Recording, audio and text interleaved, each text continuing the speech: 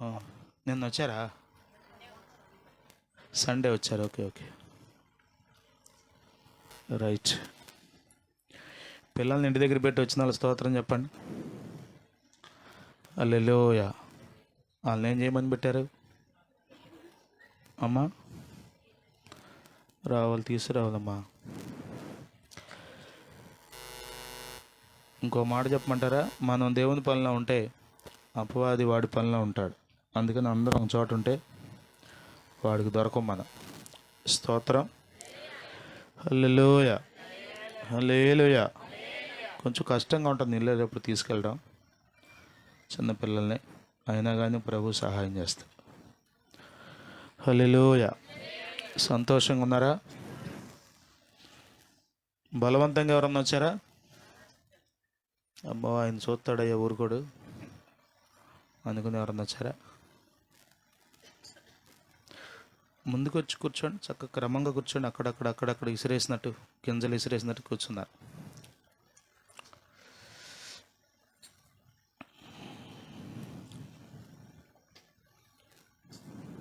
Right.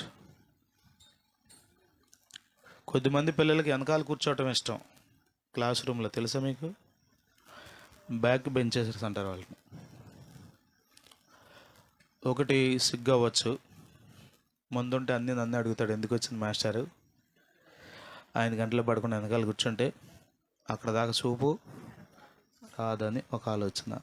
రెండవది, వెనకాల కూర్చుంటే ఏదేం చేయొచ్చు అని. వెనకాల కూర్చుంటే బ్యాక్ బెంచర్స్ సహజంగా చదువుకునే వాళ్ళు ఎప్పుడు ఎక్కుంటారు? అమ్మ మిమ్మల్ని ఏం అంటలేదు, వెనకాల కూర్చున్న వాళ్ళని చెప్పండి. సహజంగా చదివే వాళ్ళు ఎప్పుడు ముందుంటారు. ముందుంటే 10th క్లాస్ వరకు నేను ఫస్ట్ బెంచే, ఎంత ఉండేవాడిని, హైట్ తక్కువ. స్తోత్రం. హల్లెలూయా. ఇప్పుడు వీలైనంత వరకు ముందుంటాక చూడండి. కొద్దిమంది ముందు వచ్చినా కూడా వెనకాలే కూర్చుంటారు. ముందు వచ్చేస్తే ముందు కూర్చోవాలి. ఆశీర్వాదం. స్తోత్రం. ఉదాహరణకి ఇక్కడి నుంచి లడ్డూలు పంచుకుంటూ వెళ్తున్నారు అనుకోండి, మీ దగ్గరికి వచ్చేసరికి నలి మిగిలింది అనుకోండి, ఎట్ట పెడతారు మొహం? ఎట్ట పెడతారు? అట్ట పెడతారా? పెట్టేవాడికి బుద్ధి లేదు, తెచ్చినవాడికి బుద్ధి లేదు అంట. స్తోత్రం. హల్లెలూయా, హల్లెలూయా.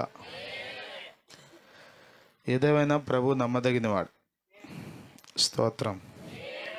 ఏంటి ప్రభు ఈ రాత్రి ఏంటి మరి జరుగుద్దా ఏంటి అనుకుంటా ఉన్నా నేను. రాత్రి అంతా డమ్మడమ్మలుగా. మన పరిస్థితి తెలుసుగా మీకు. స్కూల్ నుంచి రావడమే అటు చూసుకున్నా నేను, పడిపోయే పరిస్థితి ఉందా బాగానే ఉందా అని. కృపలో దేవుడు ఆరిపోయేటట్లుగా చేశాడు. స్తోత్రం. హల్లెలూయా, హల్లెలూయా. ఆమేన్. దేవుని పని చేయడం గొప్ప ఆనందం, అంతేనా? చెప్పండి. ఆనందమేనా? మందిరానికి రావడం ఎంతో ఆనందం. స్తోత్రం. హల్లెలూయా. మీకు నా పరిస్థితి చెప్తా వినండి. ఆదివారం ప్రార్థన చేసుకున్న, ప్రభువా నా దగ్గర అయితే ఏమీ లేదు, ఏమంటే డబ్బులు.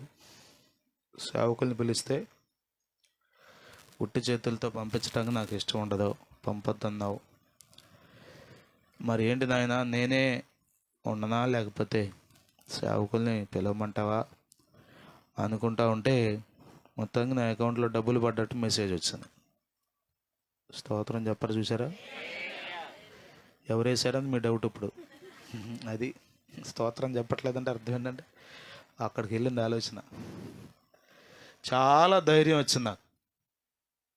ప్రభువా ఖచ్చితంగా సేవకుల్ని పిలవాలి, ఘనంగా నీ వాక్యం విని సత్కరించే వారిని పంపాలి అనుకున్నా.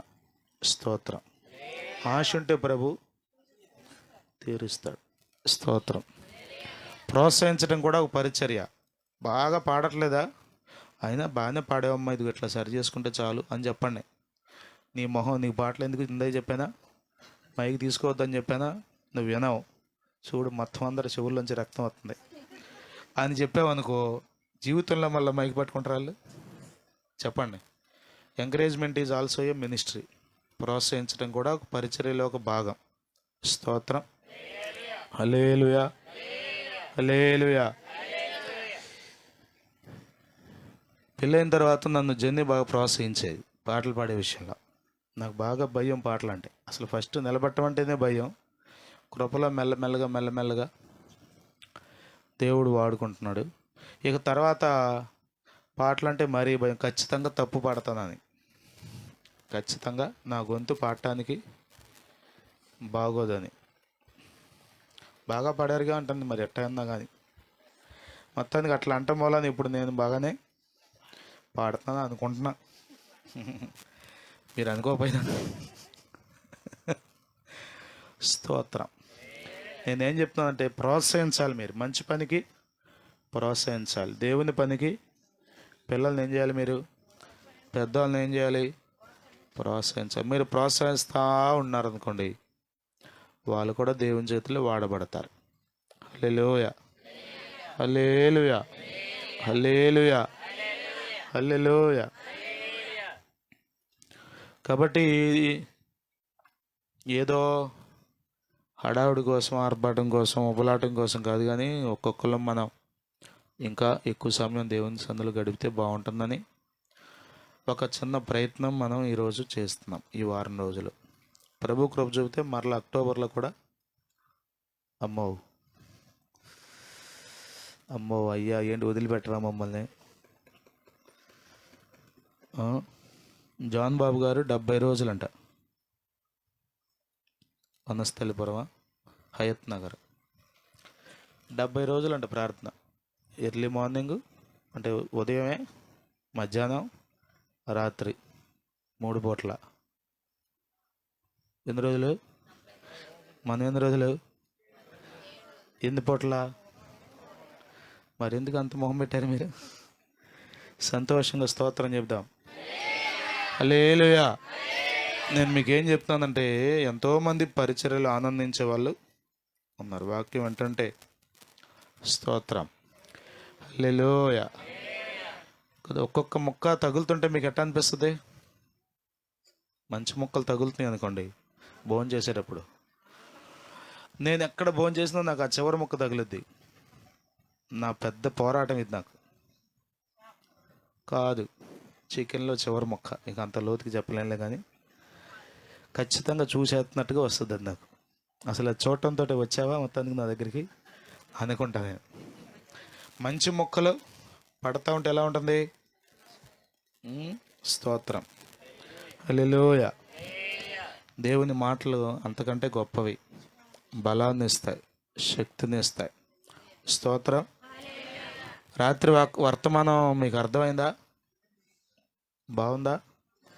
దీవించబడ్డారా? స్తోత్రం. హల్లెలూయా. నాకు కూడా చాలా సంతోషం వేసింది రాత్రి. చాలా అంటే చాలా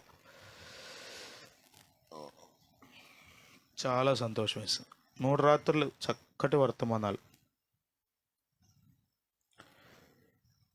ప్రభు మనకు అందిస్తున్నందుకు స్తోత్రం. హల్లెలూయా. ఆశగల ప్రాణాన్ని ప్రభు తృప్తిపరుస్తాడు. ఆకలి కొన్న వారికి మంచి ఆహార పదార్థాలు ఆయన పెడతాడు. మంచి దేవుడు ఆయన. స్తోత్రం. హల్లెలూయా. కాబట్టి ఇంకెన్ని రోజులు ఉన్నాయి? రేపు శుక్రవారం, శనివారం. ఓకేనా? 3 రోజులు వస్తారా? రైట్. ఒక్కొక్క మాట రాసుకోండి. చదువు వచ్చిన వాళ్ళందరూ రాసుకోండి చక్కగా వాక్యాలు. చదువు లేని వాళ్ళు వాక్యంలోని మీరు గుండెల్లో పెట్టుకోండి, అక్కడ రాసుకోండి. అది అసలు జరగదు. స్తోత్రం. హల్లెలూయా.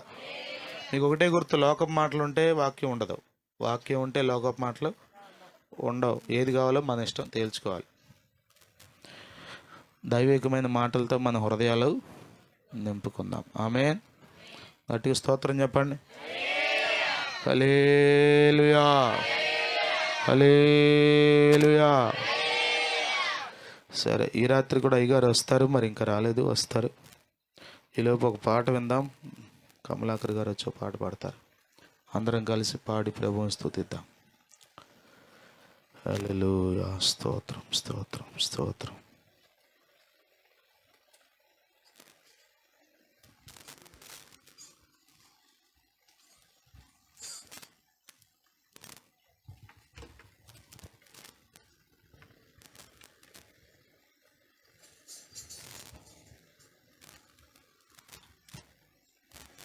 హల్లెలూయా.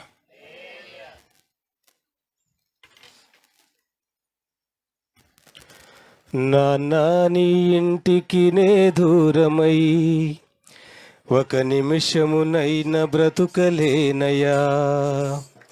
నాన్నా నాన్నా నీ ఇంటికి నే దూరమై ఒక నిమిషమునైన బ్రతుకలేనయా. బ్రతుకలేనయా, నేం బ్రతుకలేనయా. బ్రతుకలేనయా, నే బ్రతుకలేనయా. నిన్ను విడచి నేను బ్రతుకలేనయా. నిన్ను విడచి నేను బ్రతుకలేనయా. నాన్నా నాన్నా నీ ఇంటికి నే దూరమై ఒక నిమిషమునైన బ్రతుకలేనయా. నాన్నా నీ ఇంటికి నే దూరమై ఒక నిమిషమునైన బ్రతుకలేనయా. స్నేహితులే సొంతమనుకొని లోక సంపదలే శాశ్వతమని. స్నేహితులే సొంతమనుకొని లోక సంపదలే శాశ్వతమని. నీ చేయి విడచితి, నీ తోడు మరచితి. నీ చేయి విడచితి, నీ తోడు మరచితి. కరుణించి నీ దరి చేర్చుమా. కరుణించి నీ దరి చేర్చుమా. నాన్నా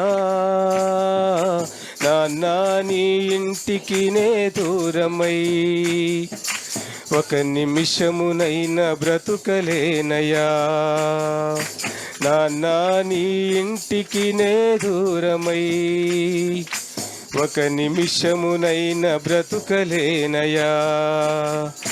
బ్రతుకలేనయా, నే బ్రతుకలేనయా. బ్రతుకలేనయా, నే నిన్ను విడచి నేను బ్రతుకలేనయా. నిన్ను విడిచి నేను బ్రతుకలేనయా. నాన్నా నాన్నా నీ ఇంటికి నే దూరమై ఒక నిమిషమునైన బ్రతుకలేనయా. నాన్నా నీ ఇంటికి నే దూరమై ఒక నిమిషమునైన బ్రతుకలేనయా. నీ ప్రేమను నేను కాదని నిన్ను దూరము చేసుకుంటిని. నీ ప్రేమను నేను నిన్ను దూరము చేసుకుంటిని. అలసిపోతిని, కృషించుచుంటిని. అలసిపోతిని, కృషించుచుంటిని. నీ కృపతో బ్రతికించుమా. నీ కృపతో బ్రతికించుమా. నాన్నా నాన్నా నీ ఇంటికి నే దూరమై ఒక నిమిషమునైన బ్రతుకలేనయా. నాన్నా నీ ఇంటికి నే దూరమై ఒక నిమిషమునైన బ్రతుకలేనయా. నీ రాజ్యము చేరాలని, నీ చిత్తం చేయాలని. నీ రాజ్యము చేరాలని, నీ చిత్తము చేయాలని, నిన్ను చూడాలని, నీతో బ్రతకాలని, నిన్ను చూడాలని, నీతో బ్రతకాలని నా ప్రాణము ఆశించుచున్నది, నా ప్రాణము ఆశించుచున్నది.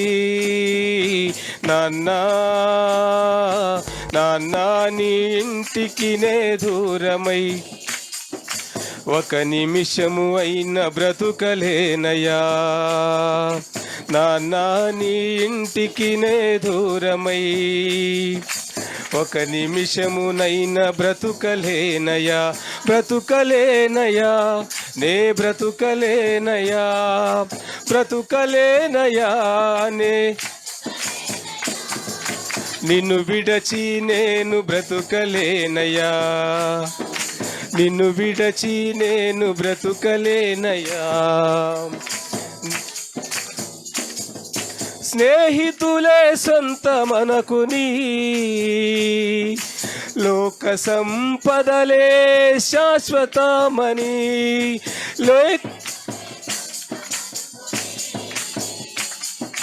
లోక సంపదలే శాశ్వతమని నీ చేయి విడచితి, నీ తోడు మరచితి, నీ చేయి విడచితి, నీ తోడు మరచితి. కరుణించి నీ దరి చేర్చుమా, కరుణించి నీ దరి చేర్చుమా. నాన్నా నాన్నా నీ ఇంటికి నే దూరమై ఒక నిమిషమునైనా బ్రతుకలేనయ్యా. నాన్నా నీ ఇంటికి నే దూరమై ఒక నిమిషమునైనా బ్రతుకలేనయ్యా, నే బ్రతుకలేనయ్యా, బ్రతుకలేనయ్యా, నే బ్రతుకలేనయ్యా. నిన్ను విడచి నేను బ్రతుకలేనయ్యా, నిన్ను విడిచి నేను బ్రతుకలేనయ్యా. నాన్నా నాన్నా నీ ఇంటికి నే దూరమై ఒక నిమిషమునైనా బ్రతుకలేనయ్యా. నాన్నా నీ ఇంటికి నే దూరమై ఒక నిమిషమునైనా బ్రతుకలేనయ్యా, బ్రతుకలేనయ్యా, నే బ్రతుకలేనయ్యా, బ్రతుకలేనయ్యా. నిన్ను విడచి నేను బ్రతుకలేనయ్యా, నిన్ను విడిచి నేను బ్రతుకలేనయ్యా, నిన్ను విడిచి నేను బ్రతుకలేనయ్యా, నిన్ను విడిచి నే బ్రతుకలేనయ్యా. హల్లెలూయా.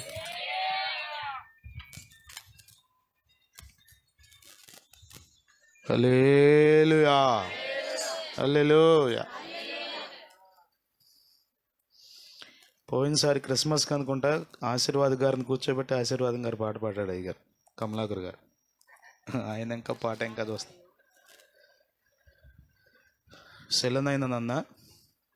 సెలనైన నన్ను శిల్పివే మార్చావు అనే పాట. మరి అద్భుతమైన పాటలు రాసిన దైవజనుడు ఆశీర్వాదం అయ్య గారు దేవుని సన్నిధికి వెళ్ళిపోయారు. వారిని బట్టి ప్రభువుని స్తుతిస్తున్నాను. హల్లెలూయా. మీరు క్రమంగా మందిరానికి రండి, క్రమంగా దేవునిలో ఉండండి. ప్రభు సహాయం మీరు చూస్తారు.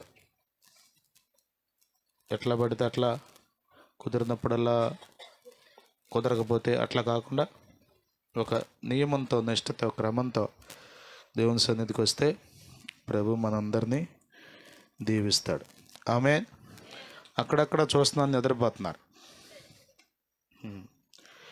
నిన్న చూసా, మొన్న చూసా, ఫస్ట్ వచ్చి చూసా. అర్థమవుతుందా? రాకూడదు అసలు నిద్ర. నిద్ర వస్తే ఎట్లా?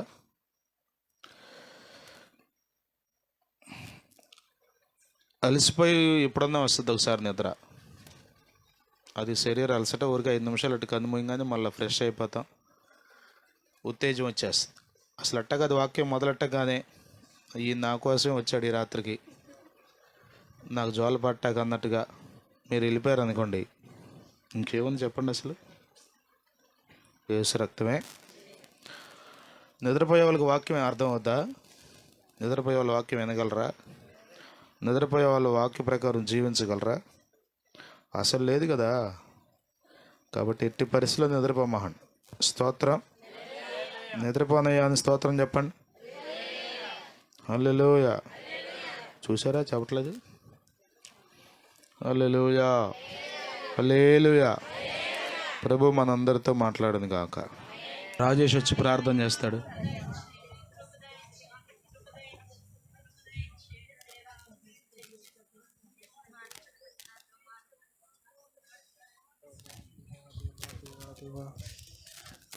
పరిశుద్ధుడా పరిశుద్ధుడా పరిశుద్ధుడా, ప్రేమ కలిగిన తండ్రి ప్రభా, నీ కృపా కనికరం చేత మీరు ఇప్పటి వరకు మమ్మల్ని కాచి కాపాడారు ప్రభా. గత 3 దినములు నాయన మీరు మాతో కాచి కాపాడి నాయన మీరు మాతో మాట్లాడిన విధానాన్ని బట్టి మీకే వందనాలు, స్తుతులు, స్తోత్రములు తండ్రి. నిజముగా మీరు ఇక్కడ ఉండి నాయన ప్రతి ఒక్కరితోని 3 రాత్రులు నాయన మీరు మాట్లాడారు ప్రభా. దేవా నాయన విన్న వాక్యాన్ని మేము అందరం కూడా పట్టుకుని నాయన జీవితంలో నెరవేర్చుకుని జీవించేటువంటి భాగ్యమును నాయన ప్రతి ఒక్క బిడ్డకి సహాయం చేస్తూ వస్తున్న విధానాన్ని బట్టి మీకే వందనాలు, స్తుతులు, స్తోత్రములు తండ్రి. ప్రభా ఇదిగో 4వ రాజు కూడా నాయన మీరే కృప చూపించారు తండ్రి. ఇప్పటి వరకు మరి నాయన ఆరాధనలో మీరు తోడై ఉన్న విధానాన్ని బట్టి మీకే వందనాలు, స్తుతులు, స్తోత్రములు ప్రభా. దేవా దైవజన్ని మీరు మా మధ్యకు తోడుకుని వచ్చారు, అందును బట్టి మీకే వందనాలు, స్తుతులు, స్తోత్రములు ప్రభా. ఇదిగో దైవజన్ని నీ నోటికి బోరగా వాడుకోనండి ప్రభా. నాయన నీ వర్తమానం బయలు వెళ్తుండగా ప్రభా, వినగలిగే చెవులు, గ్రహించేటువంటి మనస్సు నాయన ఇక్కడ ఉన్నటువంటి ప్రతి ఒక్క బిడ్డకి మీరు సహాయము చేయండి తండ్రి. నాయన మీ వాక్యము వ్యర్థంగా పోనీక ప్రభా, నాయన విన్న వాక్యాన్ని మేము క్రియలో పెట్టి జీవించే జీవితాలను మాకు సహాయము చేయండి తండ్రి. ప్రభా ఇక్కడ మీరు మాట్లాడుచున్నారనేటువంటి నాయన మనసు కలిగి ప్రతి ఒక్కరూ శ్రద్ధ కలిగి వినేటువంటి భాగ్యాన్ని మీరు సహాయము చేయండి తండ్రి. ఎక్కడ నిద్రమత్తు ఆత్మ నిర్లక్ష్యతనం ఏమీ లేకుండా మీరే సహాయము చేయండి తండ్రి. నాయన ప్రతి ఒక్క బిడ్డని మీ స్వాధీనంలో తీసుకోండి ప్రభా. నీ పరిశుద్ధాత్మను నాయన ఇక్కడ కుమ్మరించండి ప్రభా. అందరూ కూడా వాక్యం పట్ల శ్రద్ధ కలిగి నాయన వినగలిగేటువంటి మనసు వినగలిగే చెవులు, గ్రహించేటువంటి మనసును మీరే సహాయం చేయండి ప్రభా. ముందున్న ఆరాధన మొత్తాన్ని కూడా మీ చేతులకు అప్పగించుకుంటున్నాం నాయన. మీ నామ మహిమార్థంగా జరిగించుకోమని నజరేయుడైన యేసుక్రీస్తు నామమున ప్రార్థించి అడిగి వేడుకొనుచున్నాము తండ్రి. ఆమేన్, ఆమేన్. హల్లెలూయా, హల్లెలూయా. మంచిది. ఈ రాత్రి దేవుని వాక్యాన్ని మనకు అందించడానికి మన సహవాసంలో ఉప్పులూరు, కొత్తపల్లి ప్రాంతాల్లో దేవుని పరిచర్య చేస్తున్నాం. దైవజనులు బాపుజయ్ గారు ఉన్నారు. వారు మన మధ్యలో ఉండడం సంతోషం. దేవునికి స్తోత్రం. హల్లెలూయా, హల్లెలూయా. ఈ రాత్రి ప్రభు మనందరితో మాట్లాడునుగాక. దైవజనులకు సమయాన్ని ఇద్దాం. దేవుని మాటలు జాగ్రత్తగా ఉందాం.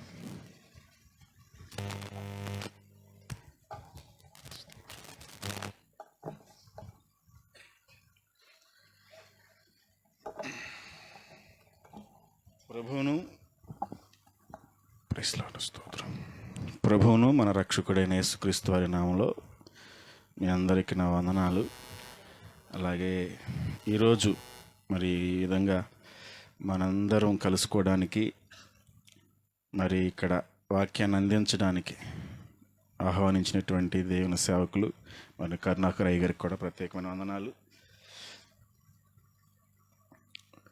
దేవుడు మనల్ని ఎంతగానో దీవించి మరి ఆయన సన్నిధిలో ఉండడానికి గడిచిన కాలమంతా కూడా ఆయన కృపచేత భద్రపరిచి ఆరోగ్యమునిచ్చి క్షేమమునిచ్చి ఆయన స్తుతించి ఆరాధించడానికి ప్రభు చూపినటువంటి మహా అనుకూలమైన యొక్క సమయాన్ని బట్టి దేవునికి స్తోత్రం చెల్లిద్దాం. హల్లెలూయా, హల్లెలూయా, హల్లెలూయా. నేను మీకు చాలా వరకు తెలుసు, చాలామందికి, కొంతమందికి తెలియదేమో. నా పేరు అయ్యగారు చెప్పారు కదా, బాపూజీ. ఉప్పులూరులో పరిచర్య చేస్తూ ఉంటాం. అలాగే కొత్తపల్లి గ్రామంలో కూడా పరిచర్య ఉంది, చిన్న పరిచర్య. మరి దాని కొరకు మీరు ప్రార్థన చేయండి. దేవుడు 2 సంఘాలను కూడా అభివృద్ధి పరిచేలాగా, కొన్ని నూతన ఆత్మలు సంఘంలోనికి చేర్చేలాగా ప్రార్థన చేయండి. మరి ఈ సమయంలో దేవుని యొక్క వాక్యాన్ని మనం విందాం. ఇది ఉపవాస ప్రార్థనలో లేకపోతే మరి ఎలాగో నాకు తెలియదు, కానీ అయ్యగారు ఏం చెప్పలేదు. మామూలుగా అయ్యగారు వాక్యం చెప్పడానికి రండి అన్నారు. నిన్న రాత్రి రమ్మన్నారు. రాత్రి రమ్మంటే మాకు ప్రతి నెల ఉప్పులూరులో ఉన్నటువంటి సేవకులందరూ కలిసి ఒక చోట కూడుకుని ఆల్ నైట్ అనేది జరిపించుకుంటూ ఉంటాం. వాస్తవంగా అది ప్రతి నెల మూడవ మంగళవారం జరుగుద్ది. మూడవ మంగళవారం ఈ నెల కొంచెం అటు ఇటుగా వచ్చేసరికి కన్ఫ్యూజన్ అయ్యి రాత్రి పెట్టారు. అయ్యా ఎట్లా ఉందంటే సరే రేపు రండి అన్నారు. మరి కాబట్టి ఈరోజు రావడానికి దేవుడు కృపనిచ్చారు. దేవుడు మరి ఈ సమయంలో కొన్ని విషయాలు మనతో మాట్లాడినట్లుగా ప్రార్థన పూర్వకంగా ఉంటూ కొన్ని మరి ముందుకు వెళ్దాం. చిన్న ప్రార్థన చేద్దాం. మహోన్నతుడా నీకు వందనాలు, స్తోత్రాలు తండ్రి. ఈ రాత్రుల సమయంలో నీ పాదాల దగ్గరకు వస్తున్నాం. అల్పుణ్ణి, అయోగ్యుణ్ణి అయ్యా, ఇదిగో తండ్రి పిలిచి పని అప్పగించారు మీరు. నీ కృపచేత ఈ రాత్రి మీరు బలపరిచి నీ ఆత్మతో నింపి వాక్య ప్రత్యక్షతను అనుగ్రహించి మీరు మాతో మాట్లాడి అయ్యా ఇదిగో తండ్రి మమ్మల్ని అందరిని కూడా బలపరచమని ఈ సమయమును నన్ను ఇక్కడ కూడి ఉన్న మమ్మల్ని అందరిని కూడా మీ చేతులకు అప్పగించుకుంటూ మహిమ ఘనత ప్రభావాలు మీకే చెల్లిస్తూ యేసు నామమున ప్రార్థన చేసేది వేడుకుంటున్నాం తండ్రి. ఆమేన్. హల్లెలూయా. ప్రార్థనలు అంటే మనందరం కూడా ప్రార్థన చేస్తాం. ప్రార్థన అంటేనే దేవునితో మాట్లాడడం, ప్రభుతో గడపటం, ప్రభుతో ఉండటం. మరి ప్రార్థన అంటే మనం చేస్తూ ఉంటాం కాబట్టి దాని గురించి ప్రత్యేకంగా ఏం తెలియాల్సిన పని లేదు. కాకపోతే ప్రార్థనలో కొన్ని విధానాలు ఉన్నాయి.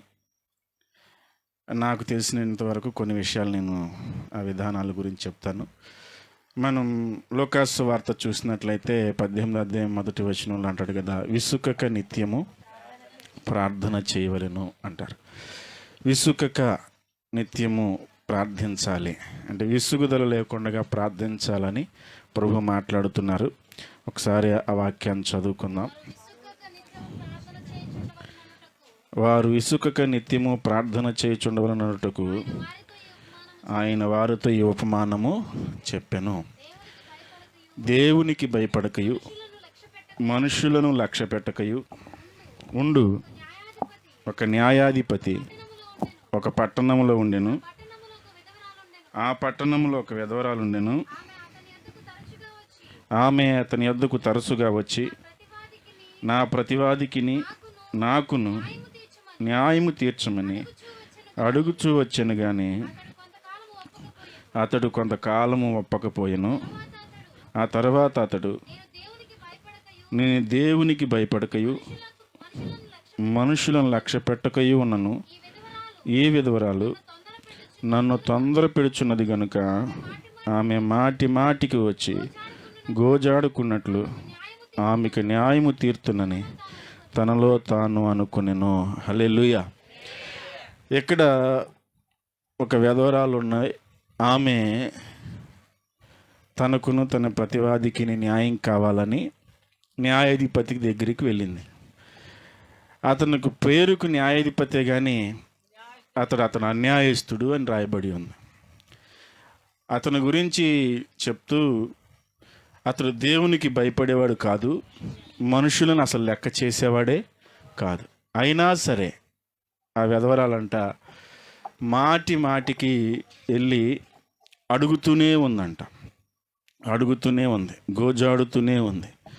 అప్పుడు తనలో తాను అనుకుంటున్నాడు కదా, ఇదిగో నేను మనుషులకు భయపడేవాడిని కాదు, దేవునికి భయపడేవాడిని కాదు, మనుషులను లక్ష్య పెట్టేవాడిని కాదు, అయినా సరే నా దగ్గరకు వచ్చి మాటికి అడుగుతుంది కదా, ఈవినికి న్యాయం చేస్తే నా దగ్గరికి రాకుండా పోతుంది కదా అనే ఆలోచన వచ్చి ఆమెకు న్యాయాన్ని జరిగించడానికి ముందుకొచ్చాడు. ఆ కింద మాట్లాడుతూ కూడా దేవుడు యేసయ్య అంటాడు కదా, నేను న్యాయమైన న్యాయాధిపతిని కదా, మరి అన్యాయస్తుడైన న్యాయాధిపతే ఆమెకు న్యాయం చేస్తే నేను నా దగ్గరకు వచ్చి అడుగు వారికి త్వరగా న్యాయము తీర్చుతును అన్నాడు. ప్రభు మనకు న్యాయం తీరుస్తాడు.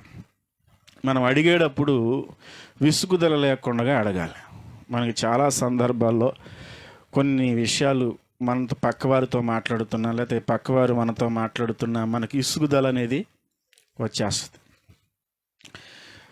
మనం వాక్యం వినడానికి విసుగుదల లేకపోయినా, అయితే వేరే వేరే పనులు చేయడానికి విసుగుదల లేకపోయినా, ప్రార్థన అంటే కొంత విసుగుదల వస్తుంది. ప్రార్థనలో కూడా కొంచెం ఎక్కువ జోబు చేశారనుకోండి, ఒక 10 నిమిషాలు ఎక్కువ టైం తీసుకున్నారనుకోండి, ఎవరన్నా ప్రార్థన చేసేటప్పుడు ఇంకా ముగించరా అంటారు. తర్వాత ప్రార్థన అయిపోయిన తర్వాత వారి గురించి మాట్లాడుకుంటూ చేయొచ్చు, కానీ మరి అంత అదలాగానా, ఇంకా సమయం సందర్భాలు లేవా, ఇక ఇదేనా దొరికిందే కదా అని చెప్పేసి ఇక ముగింపులోనికి రాకుండా చేస్తానే ఉన్నారు అంటారు. అంటే దేవుడు చెబుతున్న విషయం ఏంటంటే, అన్నిటికీ సమయం ఉంది, అన్నిటికీ మనకు ఓర్పు ఉంది, కానీ ప్రార్థన విషయానికి వచ్చేసరికే మనకు విసుగుదల వచ్చేస్తుంది. ప్రభు అన్నాడు, విసుగుదల లేకుండా ప్రార్థన చేస్తే నేను నా దగ్గరకు వచ్చి ఏ విషయమైతే మొర్రబెడతారో, గోజాడతారో ఆ విషయంలో నేను త్వరగా న్యాయం తీరుస్తాను. త్వరగా అంటే ఆలస్యం లేకుండా న్యాయాన్ని, లేకపోతే అక్కడ మనకు కావాల్సిన మనం చేస్తున్న ప్రార్థనకు జవాబును ప్రభు అనుగ్రహిస్తారు. హల్లెలూయా, హల్లెలూయా. అంటే త్వరగా మనకు జవాబు రావాలంటే ఏం చేయాలి? విసుకక నిత్యము ప్రార్థన చేయాలి. ఈ విధవరాలు మాటి మాటికి అడుగుతూనే ఉందంట. మాటి మాటికి ఏదన్నా ఒక ప్రార్థన విషయం మనం అడిగామనుకోండి, ఒక ప్రార్థన విషయాన్ని పెట్టుకున్నాం అనుకోండి, ఒక వ్యక్తి కొరకో, లేకపోతే ఒక సమస్య కొరకో, లేకపోతే ఇంకొక దాని కొరకో మనం ప్రార్థన చేయటం ప్రారంభించామనుకోండి, ఒక 4 రోజులు చేస్తే దానికి జవాబు రాకపోతే మనం ఏం చేస్తాం? ఇంకా దాన్ని అక్కడితో వదిలేస్తాం. కొంతమంది అయితే ఒక నెల చేస్తారు, కొంతమంది అయితే ఇంకొక సంవత్సరం అన్నా దాన్ని పొడిగించి చేస్తూనే ఉంటారు. కానీ ఎప్పుడు చేస్తారంటే ఏదో పొద్దున పూటో సాయంత్రం పూటో ప్రార్థనలో ఉన్నప్పుడు మాత్రమే దానిని చేస్తారు. అంటే ఇక్కడ చెప్పబడిన మాట ఏంటంటే, విసుగుదల లేకుండా నిత్యము ప్రార్థన చేయాలి. అది ఎట్లాగూ అంటే, మనము మాటి మాటికి ప్రభు దగ్గరకు ఆ విషయాన్ని పట్టుకుని వెళ్ళాలి, తీసుకుని వెళ్ళాలి. మాటి మాటికి ఏదైనా ఒక విషయాన్ని ఒకసారి అడిగితే బాగానే ఉంటుంది, ఇంకొకసారి అడిగితే బాగానే ఉంటుంది, మూడోసారి అడిగేసరికి ఏమంటారు? కొంచెం విసుగుదల వస్తుంది. అంటే ప్రభు చెబుతున్న విషయం ఏంటంటే, మీకు విసుగుదల వస్తుంది, కానీ మీరు నా దగ్గరకు వచ్చి నన్ను అడిగేటప్పుడు నాకు విసుగుదల రాదు. ప్రభుకి విసుగుదల రాదు. మనం ఆయన దగ్గరికి వెళ్ళినప్పుడు, మోకరించినప్పుడు, ప్రార్థన చేస్తున్నప్పుడు, ప్రభుతో మన యొక్క ఇబ్బందిని, మన యొక్క సమస్యను, మన యొక్క ఉన్నటువంటి పరిస్థితులన్నిటినీ ప్రభువు చెబుతున్నప్పుడు ఆయన విసుగుదల లేకుండా వింటాడు. కాకపోతే చెప్పేటప్పుడు మనకి విసుగుదల రాకూడదు, ఆయనతో మాట్లాడేటప్పుడు మనకి విసుగుదల రాకూడదు. విసుగుదల లేకుండా నిత్యము ప్రభుతో మాట్లాడుతూ ఉంటే ఆయన త్వరగా న్యాయము తీరుస్తాడు. మరొక సందర్భం ఉంది, లూకా సువార్త 11:8 కూడా అక్కడ అంటాడు కదా, ఒకసారి చూడండి. అతడు తన స్నేహితుడైన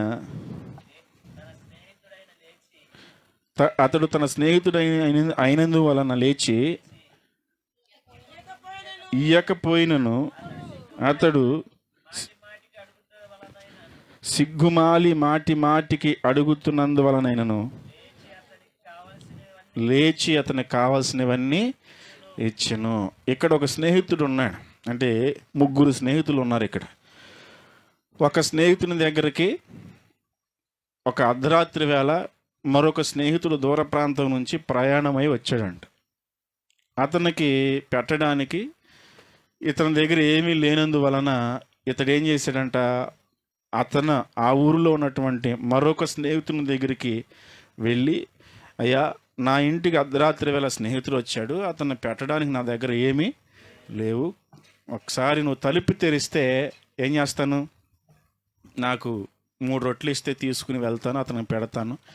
ఈ రాత్రిపూట నేను అతను పస్తు పెట్టలేను కదా, నాకు ఇంకెవరూ తెలియదు, నాకంటూ క్లోజ్గా ఉన్నది ఎవరు లేరు, నువ్వు తప్ప నాకు ఇంకెవరు కనపడలేదు ఈ రాత్రిపూట, నీ దగ్గరకు వచ్చాను కాబట్టి నువ్వు కొంచెం తలుపు తెరువు అంటే ఆయన అంటాడు లోపలుండి, పిల్లలు నిద్రపోతున్నారు, నన్ను కంగారు చేయక నువ్వు వెళ్ళు, ఏదైనా ఉంటే రేపు పొద్దున చూసుకుందాం అంటాడు.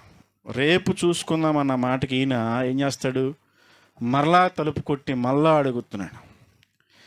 ఇప్పుడు ఇంట్లో పిల్లలు నిద్రపోతున్నప్పుడు తలుపు కొడితే మనకైనా కొంచెం కోపం వస్తుంది కదా, కొంచెం కసురుతాం కదా, చెప్తుంటే అర్థం కావట్లేదు అంటాం కదా, ఇంకా ఫోర్స్గా కూడా మాట్లాడతారు కదా.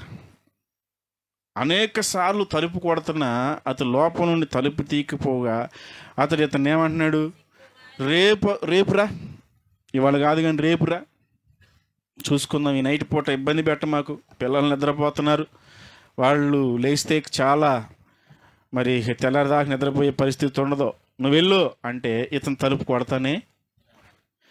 ఎన్నిసార్లు తను లోపల నుండి అదే సమాధానం ఇస్తున్నా, ఇతనంటే బయట నుండి సిగ్గుమాలి మాటికి అడుగుతూనే ఉన్నాడు. సిగ్గుమాలి అంటే నాకు తెలిసి అక్కడ జరిగిన సందర్భంలో ఆయన కసిరే ఉంటాడు. ఎరా చెప్తుంటే నీకు లెక్కలేదా ఇలా అని ఆయనే ఉంటాడు. సిగ్గుమాలంటే మరి అక్కడ మామూలుగా సమాధానం చెప్తే అతను సిగ్గు చంపుకుని అడగాల్సిన పనేముంది? అసలు కసిరాడు, తిట్టాడు, పొమ్మన్నాడు. సిగ్గు లేదా నీకు? పెద్దాక వచ్చి అడుగుతున్నావు, అసలు తలుపు కొట్టవద్దంటే కొడుతున్నావు, వెళ్ళు పొద్దున్నే చూసుకుందాం అన్నా సరే ఇతను ఏం చేస్తున్నాడంట, సిగ్గు చంపుకుని మాటికి అడుగుతూనే ఉన్నాడంట. అందుకోసమైనా లేచి తలుపు తీసి అతనికి కావాల్సినవన్నిటినీ ఇచ్చాడు. ఇప్పుడు మనం ప్రార్థన చేసేటప్పుడు కొన్ని విషయాలు ప్రార్థన చేసేటప్పుడు మనం ఏం చేస్తామంటే అడుగుతాం, కానీ ఏమో ప్రార్థన చేస్తున్నామండి, అంతా ఆయన ఇష్టం, చేస్తే చేస్తాడు లేకపోతే లేదు. అడగటం మన వంతు కదా, అడుగుతున్నాం, ఇచ్చేది ఆయనే కదా, ఇస్తే ఇస్తాడు లేకపోతే లేదని సరిపెట్టుకుంటాం, అంతే కదా, సరిపెట్టేసుకుంటాంగా. అడుగుతాం, గట్టిగా కూడా అడగం, ఏమో ఆయన ఇష్టం లేదేమోలేండి, ఇంకా నాకు సమాధానం రావట్లేదులేని ఆపేస్తాం. కానీ ఇక్కడ చెబుతున్న మాట ఏంటంటే లోపల నుంచి కేకలు వినబడుతున్నా, కసురుతున్నా, తిడతన్నా, తలుపు తీనని సమాధానం వచ్చినా, తర్వాత చూసుకుందామనే సమాధానం వచ్చినా అతడు సిగ్గుమాలి మాటికి అడుగుతూనే ఉన్నాడంట. అడుగుతూనే ఉన్నాడు. మనం ప్రభువుని అడిగేటప్పుడు, ప్రభు దగ్గరికి వెళ్ళినప్పుడు మనం కావాల్సిన దాన్ని మనం అడగటంలో తప్పేమి. ఎలా అడగొచ్చు? సిగ్గు చంపుకుని అడగొచ్చు. అస్సలు విడవకుండా అడగవచ్చు. గట్టిగా పట్టుకుని ప్రభువుని గట్టిగా మనం అడిగే విషయంలో వెనకడుగు వేయకుండా, ప్రభు సమాధానం రాకపోయినా కొంచెం ఆలస్యమైన దాని విషయంలో మనం ప్రభువుని గట్టిగానే అడగొచ్చు. అస్సలు ఎందుకు అంత అడగాల్సిన పనే ఉంది, దేవుడికి ఇష్టమైతే ఇచ్చేస్తాడు కదా అని మనల్ని ఎవరన్నా అన్నా, ఏమో దేవుడికి ఇవ్వాలని ఉన్నా నేను అడిగేదానికి నాకు మనసు ఉందో లేదో అని దేవుడు నన్ను పరీక్షిస్తున్నాడేమో. మామూలుగా అయితే మనమైతే ఏం చేస్తామంటే ఆ రాత్రిపూట ఒక కేకేసి 2 కేకలు వేసిన తర్వాత తలుపు తీయిపోతే మనం వెళ్ళిపోతాం, అంతే కదా. ప్రార్థనలో కూడా అంతే, మనం 1-2 సార్లు ప్రార్థన చేస్తాం, సమాధానం రాకపోతే ఇక ఆపేస్తాం. అందుకని ఇప్పుడు అక్కడ అనే మాట ఏంటంటే ఆపకూడదు. ప్రార్థనకు సమాధానం రాకపోయినా మనం మాటికి దానిని అడుగుతూనే ఉండాలి. ప్రభు దగ్గర పొందుకునేంత వరకు, ప్రభు దగ్గర సమాధానం వచ్చేంత వరకు, ప్రభు మనకు చేస్తానన్నది, లేకపోతే ప్రభు దగ్గర నుంచి మనం పొందుకోవాలనుకున్నది, ప్రభు దగ్గర నుంచి మనకు అందేంత వరకు ప్రభు దగ్గర మనం అడుగుతూనే ఉండాలి. ఎందుకనంటే ఆయన మనకు తండ్రి, ఆయన మనకు తప్ప ఇంకెవరికి ఇస్తాడు? మనకు కాకుండా ఇంకెవరికి ఇస్తాడు? ఆ సందర్భం తర్వాత అంటాడు కదా, ఇదిగో మీరున్నారే తండ్రులు ఎవరైతే ఉన్నారో మీ పిల్లలకు మీరు చెడ్డవారై ఉండి మంచి వాటిని ఇగోరుతున్నారు కదా. చేపను అడిగితే పావునిస్తారా? రొట్టెని అడిగితే రాయినిస్తారా? మీరే ఆ మంచి ఇస్తున్నారు కదా. మరి మీరు చెడ్డవాళ్ళై ఉండి మంచి ఇచ్చినప్పుడు నేను ఎలాంటి ఇస్తాను చెప్పండి? మంచి శ్రేష్టమైన వాటిని ప్రభు మనకి ఇస్తాడు. కానీ అడగాలి. ప్రభు దగ్గర మనం అడిగేవారుగా ఉండాలి.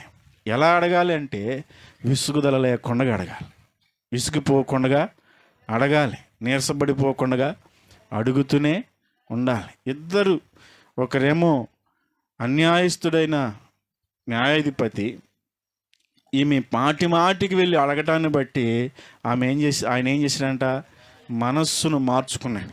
కఠినస్తుడే, అసలు ఎవరికి న్యాయం చేసేవాడు కాదు, అసలు లక్ష్య పెట్టేవాడే కాదు, మనుషులను లక్ష్య పెట్టేవాడే కాదంట. మనుషులు వస్తుంటే చూస్తే వందనాలు చెప్తే అని వెళ్ళిపోయేవాడే, చూద్దాంలే ఏదన్నా అడిగితే చూద్దాంలే అని అనేవాడే. కానీ ఈమె మాటి మాటికి వెళ్ళడాన్ని బట్టి ఇతనికి సిగ్గేసింది. ఒక ఆడ మనిషిని పద్దాక నా ఇంటికి తెప్పించుకోవటం ఏమన్నా బాగుందా, పద్ధతిగా ఉందా? కాబట్టి నేనే ఆమెకి ఏం కావాలో దానిని చేస్తానని మనసులో అనుకున్నాడంట. చేశాడు. అతడే చేసినప్పుడు, అన్యాయస్తుడే చేసినప్పుడు నేను న్యాయమైన వాడిని, మీకు న్యాయం చేయనా? అతడు ఆలస్యం చేసి ఉండొచ్చు, కానీ నేను మీకు త్వరగా చేస్తాను. హల్లెలూయా. దేవుడు మన విషయంలో త్వరగా చేసేవాడు, ఆలస్యం చేసేవాడు. కానీ మనం అడిగే విషయంలో విసుగుదల లేకుండా అడగాలి. విసుగుదల లేకుండా ప్రభువుని అడిగితే ప్రభు ఖచ్చితంగా కార్యాన్ని చేస్తాడు. రెండో విషయాన్ని, రహస్యంగా ప్రభుతో గడపటం. రహస్యంగా ప్రభుతో గడపటం, రహస్య ప్రార్థన. ద్వితీయోపదేశ కాండంలో 9వ అధ్యాయంలో 25వ వచనంలో అంటాడు కదా, మోషే ప్రార్థన చేస్తున్నట్లుగా ఇక్కడ మనకు కనబడదు. కాగా నేను మునుపు సాగిలిపడినట్లు యెహోవా సన్నిధిని 40 పగళ్ళు 40 రాత్రులు సాగిలపడితిని. యెహోవా మిమ్మల్ని నశింపచేసేదనగా యెహోవాను ప్రార్థించుచు ఇలాగూ చెప్పి తిని, ప్రభువా యెహోవా, నీవు నీ మహిమ వలన విమోచించి బాహుబలం వలన ఐగుప్తిలో నుండి రప్పించిన ఈ స్వాస్థ్యమైన జనమును నశింపజేయకము. నీ సేవకులైన అబ్రహాము, ఇస్సాకు, యాకోబులను జ్ఞాపకము చేసుకొనుము. ఈ ప్రజల కాఠిన్యమునైనను వారి చెడుతనమునైనను వారి పాపమునైనను చూడమాకు. చాలు. ఇక్కడ మోషే గారు ప్రార్థన చేస్తున్నారు. ఎన్ని రోజులు ప్రార్థన చేస్తారంటే 40 రాత్రులు 40 పగళ్ళు. ఎక్కడికి వెళ్ళావు మోషే అని అడిగితే మోషే చెబుతున్న సమాధానం ఏంటంటే, నేను యెహోవా సన్నిధికి 40 పగళ్ళు 40 రాత్రులు సాగిలిపడి ప్రార్థనలో గడుపుతున్నాను. ఎందుకోసం? మీరు దేవుని ఎదుట చేసినటువంటి పాపం విషయంలో దేవుడు మీ ఎడల చూపుతున్నటువంటి కోపాన్ని బట్టి, మిమ్మల్ని నాశనం చేయాలని ఆయన కలిగి ఉన్నటువంటి ఆ కోపాన్ని బట్టి నేను ఆయన పాదాలు పట్టుకుని బ్రతులాడుకుంటున్నా. ఎందుకంటే మిమ్ములను ఐగుప్తి నుండి విడిపించి ఎర్ర సముద్రం దాటించి ఇక్కడికి ఈ స్థలానికి తీసుకొచ్చాడే, ఆ దేవునికి వ్యతిరేకంగా మీరు చేసినటువంటి పనిని, దేవునికి చెందవలసిన ఘనతను, దేవునికి చెందవలసినటువంటి ఆరాధనను, దేవునికి చెందవలసినటువంటి పూజను మీరు విగ్రహానికి చేయటాన్ని బట్టి, దేవుడికి కలిగిన కోపాన్ని బట్టి, మీ మీదకి ఆయన కోపం రాగలుకోకుండా ఉన్నట్లుగా ఆయన సన్నిధిలో 40 రాత్రులు 40 పగళ్ళు నేను ఆయనను బ్రతులాడుకుంటున్నా, గోజాడుకుంటున్నా. ఎక్కడికి వెళ్ళాడు ఎవరికి తెలియదు. ఎక్కడికి వెళ్ళాడు మోషే, ఎక్కడికి వెళ్ళాడో తెలియదు. రహస్యంగా వెళ్ళిపోయాడు, కొండపైకి వెళ్ళిపోయాడు, ప్రభుతో గడుపుతున్నాడు, ప్రభు పాదాలు పట్టుకున్నాడు. ఎందుకో తెలుసా? ఒక జనము నాశనం అయిపోవటం ఆయనకి ఇష్టము లేదు. ఒక జనాంగాన్ని వదులుకోవటం మోషే గారికి ఇష్టం లేదు. మనం దేవుని సన్నిధిలో ప్రభు పాదాలు పట్టుకునే విషయంలో మనం ఎవరికి తెలియాల్సిన పని లేదు. కానీ మనం కొన్నిసార్లు మనం చేసే ప్రార్థన అందరూ వినాలనుకుంటాం, అందరూ చూడాలనుకుంటాం. అసలు మనం చేసే ప్రార్థన అసలు ఎంత ప్రార్థన, అసలు ఎంత ప్రార్థన చేస్తుందమ్మా ఆవిడ, అసలు ఎంత గట్టిగా ప్రార్థన చేస్తుందమ్మా ఆవిడ అని అనిపించుకోవాలని మనం ఒక్కొక్కసారి తాపత్రయపడతా ఉంటాం. కానీ మోషే అయితే అలా కాదు.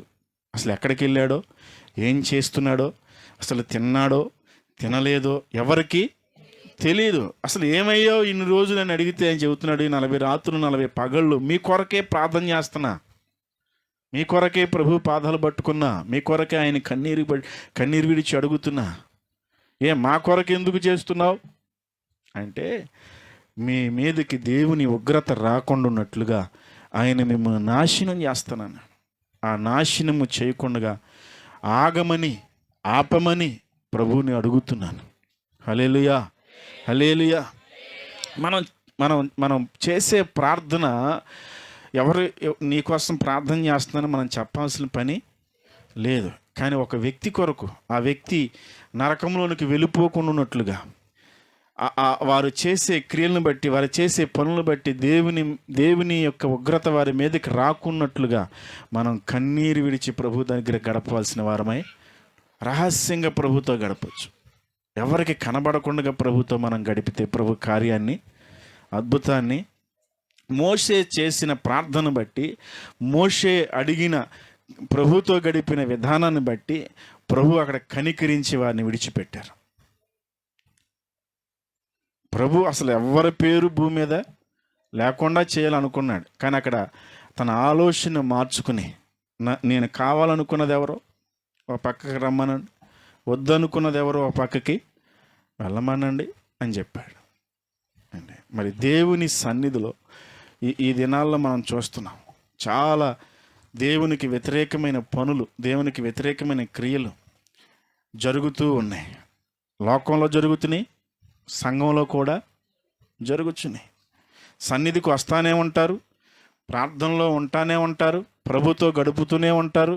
కానీ చేయవలసిన వాటిని, దేవునికి చెందవలసిన వాటిని కూడా దేవునికి ఇవ్వకోకుండా, ఆయన మహిమపరచవలసిన విషయాల్లో ఆయన మహిమపరచుకోకుండా, ఆయనకు కోపం రేపేవారుగా చాలామంది కనబడుతూనే ఉన్నారు. వారి విషయంలో వారి మీద నుంచి దేవుని కోపం తొలగాలంటే ఎవరు ప్రార్థన చేయాలి? మనమే ప్రార్థన చేయాలి, మనమే కన్నీరు విడవాలి, ప్రభువుతో గడపాలి, రహస్యంగా ప్రార్థన చేయాలి. ప్రభువా నేను నీకోసం ప్రార్థన చేస్తున్నానని వారికి చెప్పాల్సిన పని లేదు. కానీ ప్రభువు సన్నిధిలో మనం గోజాడి ప్రభువుని అడిగి ప్రభు దగ్గర నుంచి ఒక జవాబు, వారి పక్షాన ఒక జవాబుని మనం తెచ్చుకోవచ్చు. ఇజ్రాయేలు ప్రజల విషయంలో వారు చేసినటువంటి ఆ ఏదైతే పోత విగ్రహమును చేసుకుని దానిని మొక్కుతూ, దాని విషయంలో మరి ఇష్టానుసారంగా బ్రతుకుతూ, ఊగుతూ, తందనాలు అడుగుతూ ఉన్నటువంటి వారిని చూసినప్పుడు దేవుడు ఎంతో కోపపడ్డాడు, ఎంతో కోపం రగులుకున్నది.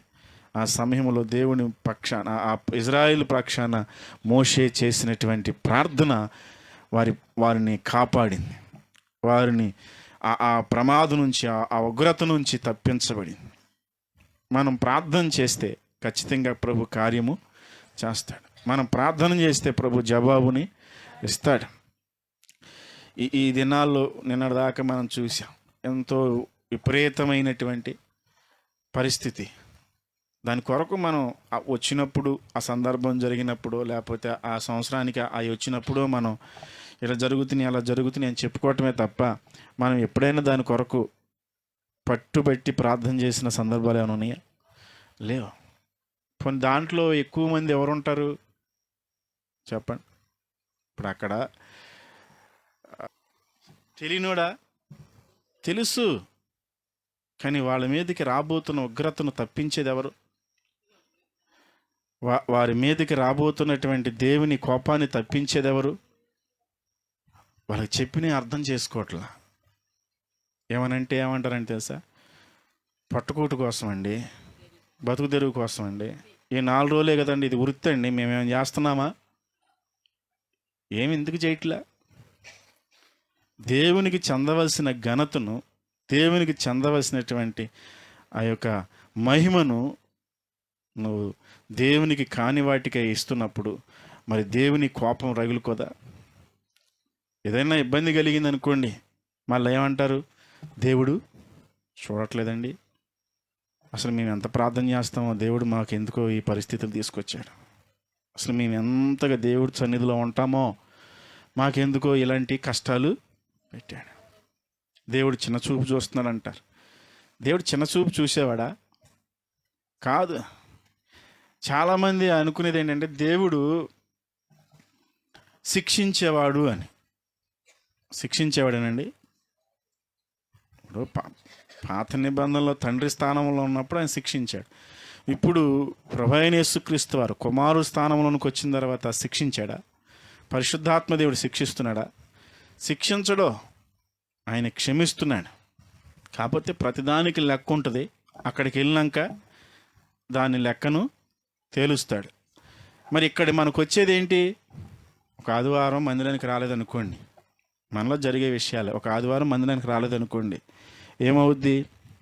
ఆ తెల్లారి ఏ కోడో ఏ దూడో చచ్చిపోయింది అనుకోండి, ఏం చేస్తామమ్మా, నిన్న ఆదివారం మందిరానికి వెళ్ళకపోయేసరికి ఈ శిక్ష దేవుడు వేసాడు అంటారు. అది దేవుడు వేసాడా? కాదు. నువ్వు మందిరానికి రాకపోయేసరికి అపవాదికి చోటిచ్చావు. అపవాది నీ పక్షా నుండి నిన్ను భయపెట్టడానికి, నిన్ను మోసగించడానికి, దారి మళ్లించడానికి ఆ క్రియ జరిగించాడు, ఆ పని చేశాడు. అసలు వద్దన్న చోటకి వెళ్ళటం, చెప్పండి, మనమే ప్రమాదాన్ని తెచ్చుకోవటం, మళ్ళా పైగా ఏమంటాం? దేవుడే శిక్షించాడంటాం. అది ఎట్లా కుదురుద్ది? చెప్పండి, కుదురుద్దా? కుదరదు. ఇప్పుడు ఆ చిన్నపిల్లడికి బ్లేడ్ ఇచ్చామనుకోండి, ఆయన తీసుకుని ఆడుకుంటున్నాడు, తెగుద్దురా బాబు వద్దా అన్నాం అనుకోండి, ఊరుకుంటారా? నాకు తెలుసులే, మాకు తెలుసు అంటారు. తెగిన తర్వాత ఎవరని తిడతారు? ఇచ్చిన వాళ్ళు కాదు, అక్కడ పెడితే తీసుకున్నాడు, ఇవ్వలా, ఎవరును లాక్కుంటే ఇవ్వలా, ఎవరిని అంటారు? ఏమ్మా పిల్లోడు ఆయనకి తెలియదు, బ్లేడ్ తీసుకుని, నీకన్నా తెలియొద్దా? ఎవరిని అంటారు? తల్లిని అంటారు. అట్లా దేవుని అంట న్యాయమేం కాదు. మనం చేసిన తప్పులకి, మనం చేసిన పొరపాట్లకి మనము మనం ప్రమాదంలో పడి దేవుడు మనల్ని ప్రమాదంలో పెట్టాడంటాం, అదేమి న్యాయం కాదు. అది మంచిది కానే కాదు. దేవుడు శిక్షించేవాడు కాదు. శిక్షించే లెక్క అయితే ఇక్కడ ఇంతమంది ఉన్నాం కదా, మనం ఎన్నో మనుషులకు తెలియకుండా ఎన్నో రహస్యంగా చేసే క్రియలు చాలా ఉన్నాయి. ఉంటామా? సపోజ్ మేమే ఉన్నాం, ఇక్కడ నిలబడుతున్నాం, అతి పరిశుద్ధ స్థలంలో నిలబడుతున్నాం. మరి పాత నిబంధన ప్రకారముగా ప్రత్యక్ష గుడారంలో అతి పరిశుద్ధ స్థలంలోనికి వచ్చినప్పుడు నిలబడకూడదుగా? నిలబడవచ్చా? శిక్షించేవాడైతే మనకి అర్హత ఇక్కడ ఉండేది కానే కాదు. మనం అసలు ఇప్పుడు ఇక్కడ ఉండేవాళ్ళమే కాదు. కానీ ఆ దేవుని దగ్గర నుంచి మనం క్షమాపణ పొందుకుంటూనే, ఆ కృపను పొందుకుంటూనే ప్రభువు మీద మనం నిందలు వేస్తూనే ఉన్నాం. అసలు ఏంటా, ఎందుకు చేశారు ఈ పని అంటే వాళ్ళు చెప్పే సమాధానం ఏంటి?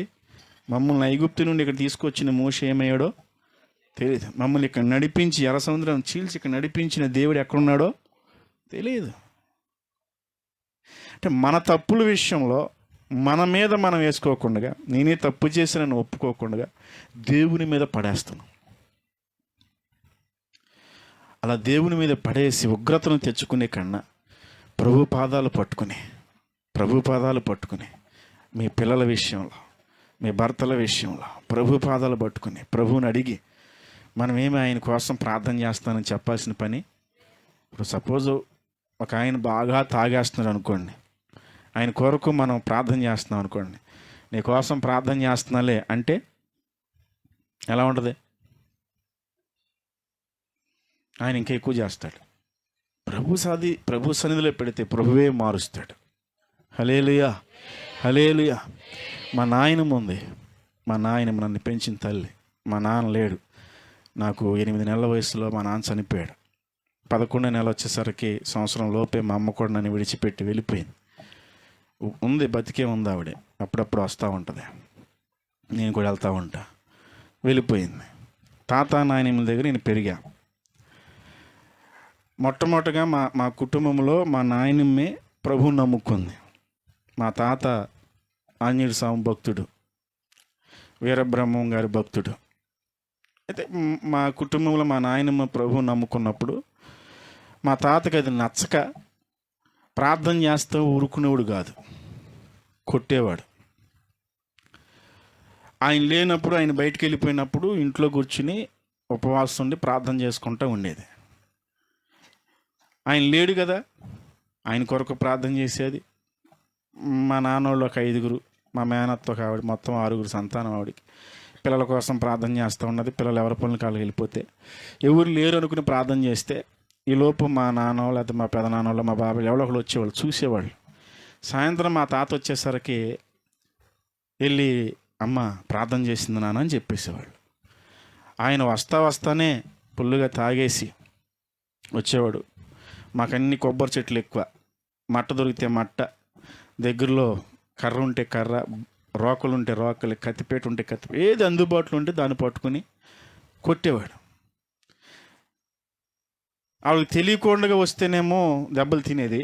కొంచెం ఆయన వస్తున్నానని ఏమైనా అవగాహన వస్తే కొంచెం దెబ్బలు తినకోకుండా తప్పించుకుని కొంచెం ఆ ఇంటి చుట్టూ తిరిగి ఆయన అలసిపోయి కూర్చున్న తర్వాత మళ్ళీ ఇంట్లోకి వెళ్ళేది.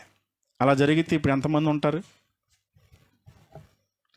ఆమె చెప్పిన మాట ఏంటంటే, అయ్యగారు కూడా, పరిశుద్ధరాజు అయ్యగారు కూడా చెప్పారు, మా నాయనమ్మ చెప్పిన మాట ఏంటంటే, చాలాసార్లు అన్న మాట ఏంటంటే, నా శరీరంలో ఇరుగున ఎముకే కానీ ఎరగని ఎముక లేదు.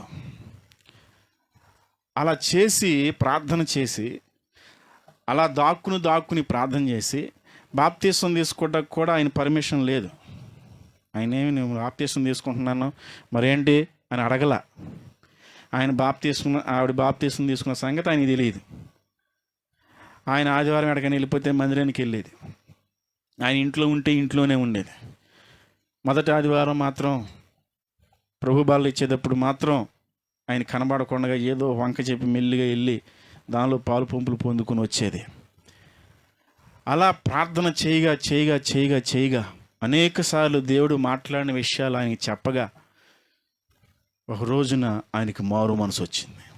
హల్లెలూయా, హల్లెలూయా. ప్రభువుని ఆయన నమ్ముకున్నాడు, చేసే వాటన్నిటిని విడిచిపెట్టాడు. నీ దేవుడే గొప్ప దేవుడు అని. ఆడొక దేవుడు, నువ్వు ఒక భక్తురాలువా అన్నాడంట ఒక సందర్భంలో. అలాంటి వ్యక్తిని మార్చుకోగలిగింది దేనివల్ల తెలుసా? ప్రార్థన వల్ల.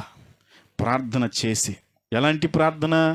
ఆయన కోసమేమి నేను ప్రార్థన చేస్తున్నాను నీ కోసం అని చెప్పలా. రహస్యంగా ప్రార్థన చేసేది, కనబడకుండా ప్రార్థన చేసేది. ప్రార్థన చేస్తే కొట్టే వ్యక్తి ఆయన మారిన తర్వాత, నువ్వు ఉపవాసం ఉంటున్నావు కదా, 40 రోజులు ఉపవాసం ఉండేది, అన్నం తినకోకుండా మంచినీళ్ళు తాగి ఉండేది. ఎట్లాగో ఏం తినట్లేదని బయటికి వెళ్ళి అరటికాయలు తెచ్చాడు, ఒక గెల తీసుకొచ్చి పెట్టాడు, నీకు తినాలనుకున్నప్పుడు తిను. మారిన తర్వాత, ప్రభువుని నమ్ముకున్న తర్వాత చనిపోయేంత వరకు బైబిల్ చదివేవాడు, ప్రార్థన చేసేవాడు. ఏంటి, మనం ప్రార్థన చేస్తే ప్రభు కార్యాన్ని చేస్తాడు. మారట్లేదు. ఇప్పుడు ఈ దినాల్లో ఎవరిని అడిగినా మారడండి, ఇంకా అంతే. ఆయన ఎందుకు మారుతాడు, ఆయన మారడు అంటారు. ఆయన ఏమన్నా 4 కేకలేసి రేపు మందిరానికి వెళ్ళినట్టుగా తెలిసిందంటే అన్నాడు అనుకోండి, మందిరం మానేస్తారు. సర్లే మందిరానికి రాకపోతే రాకపోయావమ్మా, కనీసం ఆయన బయటికి వెళ్ళినప్పుడన్నా ఇంట్లో కూర్చుని ప్రార్థన చేసుకోవచ్చుగా. అమ్మో పిల్లలు చెప్తే ఏముందన్నాయి కొట్టేస్తారు. అది కూడా మరి ఎట్లా మారతారు వాళ్ళు? వారు ఎలా రాబోతున్న ఉగ్రత నుండి తప్పించబడతారు? వారు ఎలా నరకము నుంచి తప్పించబడతారు? వారు ఎలా నిత్య జీవానికి వారసులు అవుతారు? మనం ప్రార్థన చేయకపోతే, మనం ప్రభువుని అడగకపోతే, ప్రభువుని పట్టుకుని మనం వారిని తప్పించమని మనం ప్రాధేయపడకపోతే వారు ఎలా తప్పించబడతారు? ప్రార్థన చేయకపోయి చెప్పండి, కనీసం విశ్వాసమన్నా ఉంచకపోతే ఏమంటారంటే మారాలండి ఆయనకి అంతే, ఇక అంతేనండి. అంతేకాదు, మన విశ్వాసముతో మనము రహస్యంగా వారి కొరకు ప్రార్థన చేసేవారంగా ఉండాలి. ఇజ్రాయేలీ ప్రజలు తప్పించబడ్డారు అంటే మోషే చేసిన ప్రార్థనను బట్టి వారు తప్పించబడ్డారు.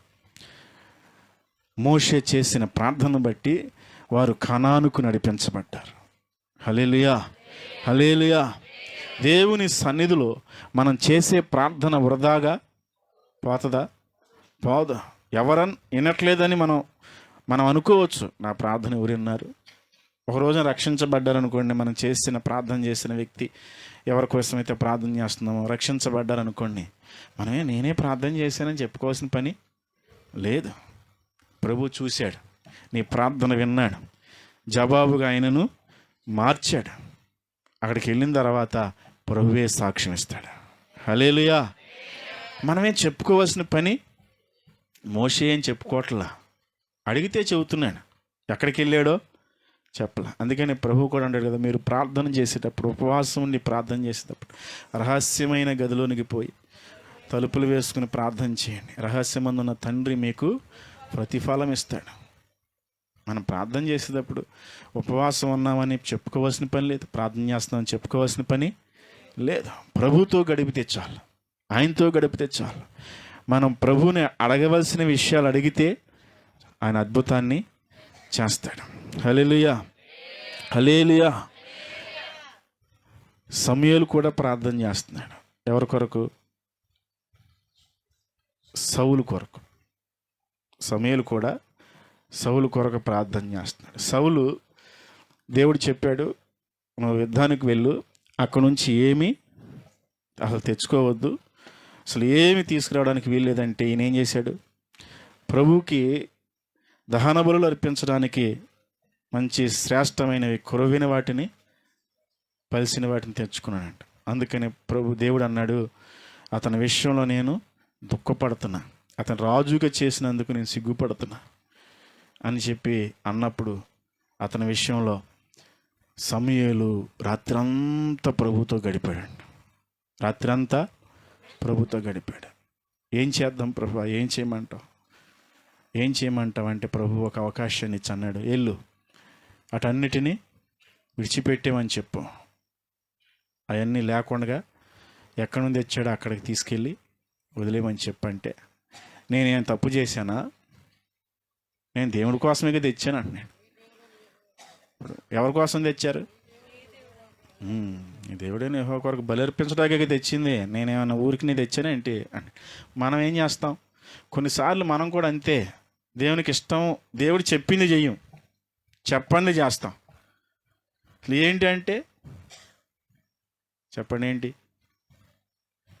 మనమే అంటాం. మళ్ళా నేను చేశానుగా, దేవుడికి ఎందుకు నా మీద కోపం, నేను చేశానుగా అంటాం. దేవుడు మనం ఏది చెప్పాడో అంతవరకు చేస్తే చాలు, అంతవరకు చేస్తే చాలు. ప్రభు మనకి చెప్పింది మనం చేయకుండా మిగతా ఎగస్ట్రాదిగా మనం చేస్తే అది దేవుడు ఒప్పుకోడు. ఏది మాట్లాడమన్నాడు అది మాట్లాడితేనే, ఏది జరిగించమన్నాడు అది జరిగిస్తే చాలు. కొంచెం ఓవర్గా మనం చేస్తే ప్రభు కూడా మన విషయంలో స్పందిస్తాడు, ఎక్కువగానే స్పందిస్తాడు. సౌలు విషయంలో సమూయేలు వచ్చి మాట్లాడినప్పుడు తనను తాను సరి చేసుకుని, అందుకని ఆ కింద అంటాడు కదా, ఏమంటాడు? ప్రార్థన విషయం అంటాడు, ఇది బలులు అర్పించుట కంటే మాట వినుట శ్రేష్టం. బలులు అర్పించుట కంటే మనం దేవుని మాట వినటం శ్రేష్టమా? చెప్పండి. మాట వినుకోకుండా బలులు అర్పించడం శ్రేష్టమా? బలులు అంటే కానుకే కదా. మనం అన్నీ ఇస్తాం, దేవునికి ఇవ్వాల్సినవి అన్నీ ఇస్తాం, కానీ మాట మాత్రం వింటామా? వినం. చెప్పింది చెయ్యం. దేవుడు ఎన్నోసార్లు మనతో మాట్లాడుతూ ఉంటాడు, వాక్యం నుంచి ఎన్నోసార్లు మాట్లాడుతూ ఉంటాడు, కానీ మాట్లాడినవన్నీ మనం హృదయంలో పెట్టుకుని జరిగిస్తామా? జరిగించట్లా. చాలాసార్లు మరి సేవకులు మాట్లాడుతూ ఏదో సందర్భంలో సీరియల్ చూడమాకని అన్నారనుకోండి, మీలో చూస్తున్నారా? చూస్తున్నారు. హల్లెలూయా. చూస్తున్నారు కదా? చూడట్లేదా? చూడని వాళ్ళేమో చూడట్లేదు అంటున్నారు, చూసేవాళ్ళేమో చిన్న స్మైల్ ఇస్తున్నారు. ఏంటి ఎటు చెప్పలేక. ప్రభు వద్దన్నప్పుడు దాన్ని మానట్లేదు, చూసారా? మానకపోతే ప్రభు గృహంలో సమాధానం ఎలా వస్తుంది? సంతోషం ఎలా ఉంటుంది? నెమ్మది ఎలా కలుగుతుంది?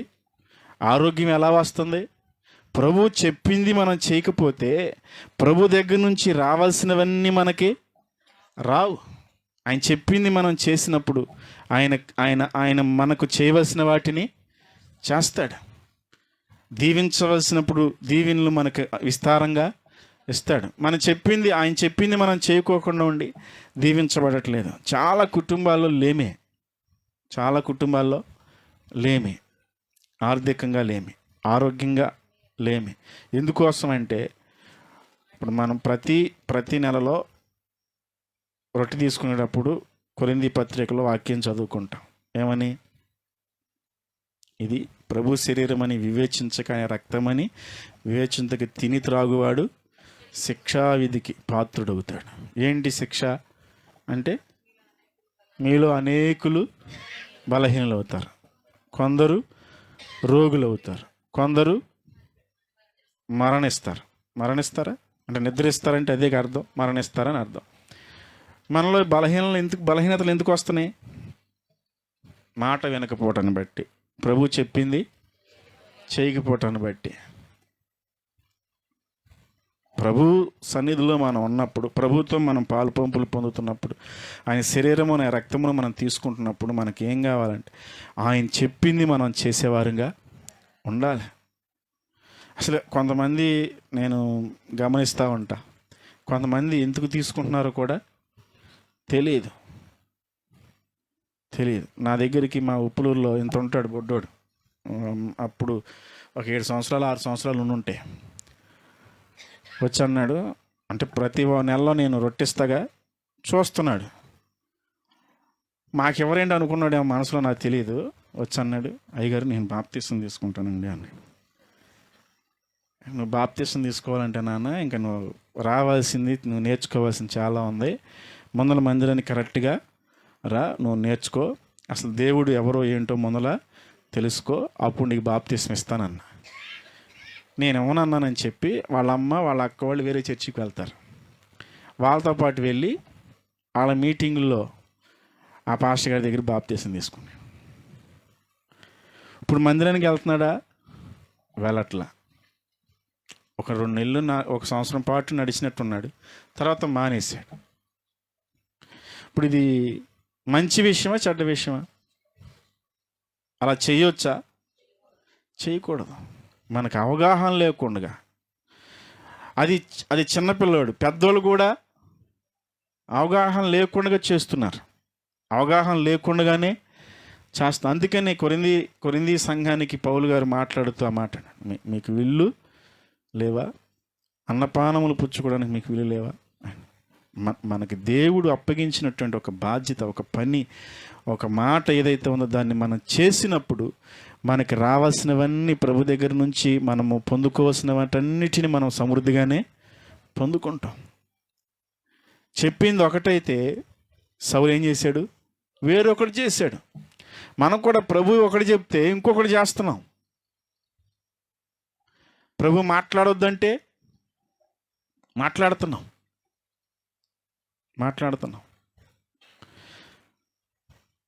అప్పుడు ప్రభు ఈ స్థలానికి వెళ్ళొద్దంటే వెళుతున్నాం. ఈ స్థలానికి వెళ్ళొద్దంటే ఏదో వేరే కాదు. కొన్ని స్థలాల్లోనికి మనం వెళ్ళకుండా ఉండటం మంచిదే. కొన్ని స్థలాలంటే మరి ఏమనుకుంటారో, ఇప్పుడు ఇంటి పక్కన గొడవ అవుతుంది, ఎవరెవరో తగాదాడుకుంటున్నారు, మనకు సంబంధం లేదు ఆ విషయం. మనం ఏం చేస్తాం? ఇంట్లో మన పని మనం చేసుకోం, అక్కడికి వెళ్ళి చూస్తాం. అది మనం వెళ్ళాల్సిన ప్లేసా? కాదు. మనం వెళ్ళాల్సిన స్థలం అది కాదు. మన ఇంట్లో మనకు అప్పగించిన మన పనేదో మనకుంది, దాన్ని మనం చేసుకుంటే చాలు. లేదు కొంచెం నీకు ఇబ్బందిగా ఉంటే వాళ్ళ కోసం ప్రార్థన చేస్తే, ప్రభువా సమాధానకర్త యెహోవా అక్కడ మీరుండి సమాధానపరచండి నాయన అని ప్రార్థన చేస్తే ప్రభు కార్యాన్ని చేస్తాడు. వాడికి వెళ్ళి నుంచున్నావు, అయిపోయింది, గొడవ అయిపోయింది, వాళ్ళు బాగానే ఉన్నారు. 2వ రోజు 3 రోజులు మీ ఇంట్లో స్టార్ట్ అవుద్ది. ఎందుకని? అక్కడో ఇక్కడికి వచ్చాడు.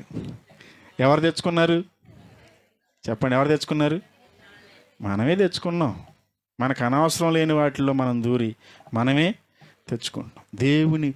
దేవుడు చెప్పిన దానికంటే ఎక్కువగా మనం చేస్తే, దేవుడు చెప్పినది కన్నా మనం ఇంక ఎక్కువగా ఆశిస్తే, ఏది చేయమన్నాడు అది చేస్తే చాలు. ఆ విషయంలో సమూయేలు రహస్యంగా ప్రార్థన రాత్రంతా ప్రభుతో గడిపాడు. ఏం చేయమంటావు ప్రభు? అభిషేకించిందేమో సమూయేలు, అభిషేకించమైనదేమో దేవుడు. ఇప్పుడు అభిషేకించమైన ఆయన ఏమంటున్నాడు? రాజుగా నియమించమన్న చెప్పిన ఆయన ఏమంటున్నాడు? అసలు ఆ విషయంలో నేను సిగ్గుపడుతున్నానయ్యా అంటున్నాడు. అసలు నేను ఎందుకు నియమించానో బాధపడుతున్నాను, దుఃఖపడుతున్నాను. అసలు నేను ఒకటి చెప్తే ఇంకొకటి చేస్తున్నాడే. మందులు వాటిని తీసుకువెళ్ళి విడిచిపెట్టేవాడు. అది కూడా ఎప్పుడు? సమూయేలు ప్రార్థన చేసిన తర్వాత. కొన్నిసార్లు కొన్ని విషయాల్లో మనం ప్రార్థన చేస్తే కొన్ని ప్రమాదాలు ప్రభు తప్పిస్తాడు. కొన్ని ప్రమాదాల నుంచి ప్రభు విడుదలనిస్తాడు. మోషే ప్రార్థన చేస్తే ఇజ్రాయేలుకు కలగవలసిన ప్రమాదం నుంచి ప్రభు తప్పించాడు. సమూయేలు ప్రార్థన చేస్తే సౌలు మీదకి వచ్చినటువంటి ప్రమాదాన్ని ప్రభు తప్పించాడు. మనం ప్రార్థన చేస్తే ప్రభు అద్భుతాలు చేస్తాడు. హల్లెలూయా, హల్లెలూయా, స్తోత్రం, హల్లెలూయా. అలాగే 3వ ప్రార్థన, పట్టుదలతో ప్రార్థన చేయటం. పట్టుదలతో రెండు విషయాలు చెప్పాను. ఒకటి, విసుకక నిత్యం ప్రార్థన. 2వది, రహస్యంగా ఒక ప్రమాదం నుంచి తప్పించబడాలంటే, ఒక ఉగ్రత నుండి తప్పించబడాలంటే రహస్యంగా ప్రార్థన చేసేవాళ్ళు కావాలి. ప్రభుతో గడిపేవాళ్ళు ఒక మోషేలాగా, ఒక సమూయేలులాగా ప్రభుతో మనము గడిపితే ప్రభు ప్రమాదాల నుంచి తప్పిస్తాడు, ఉగ్రత నుంచి తప్పిస్తాడు. హల్లెలూయా. చూడండి, ఆదికాండం 18వ అధ్యాయం 32వ వచనంలో అబ్రహాం గారు ప్రార్థన చేస్తున్నాడు. అదంతా చాలా ఉంది అక్కడ. ప్రభువుని అడుగుతాడు, 4-5 సార్లు అడుగుతాడు ప్రభువుని.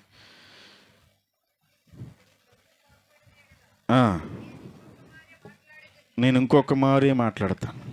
ఒకవేళ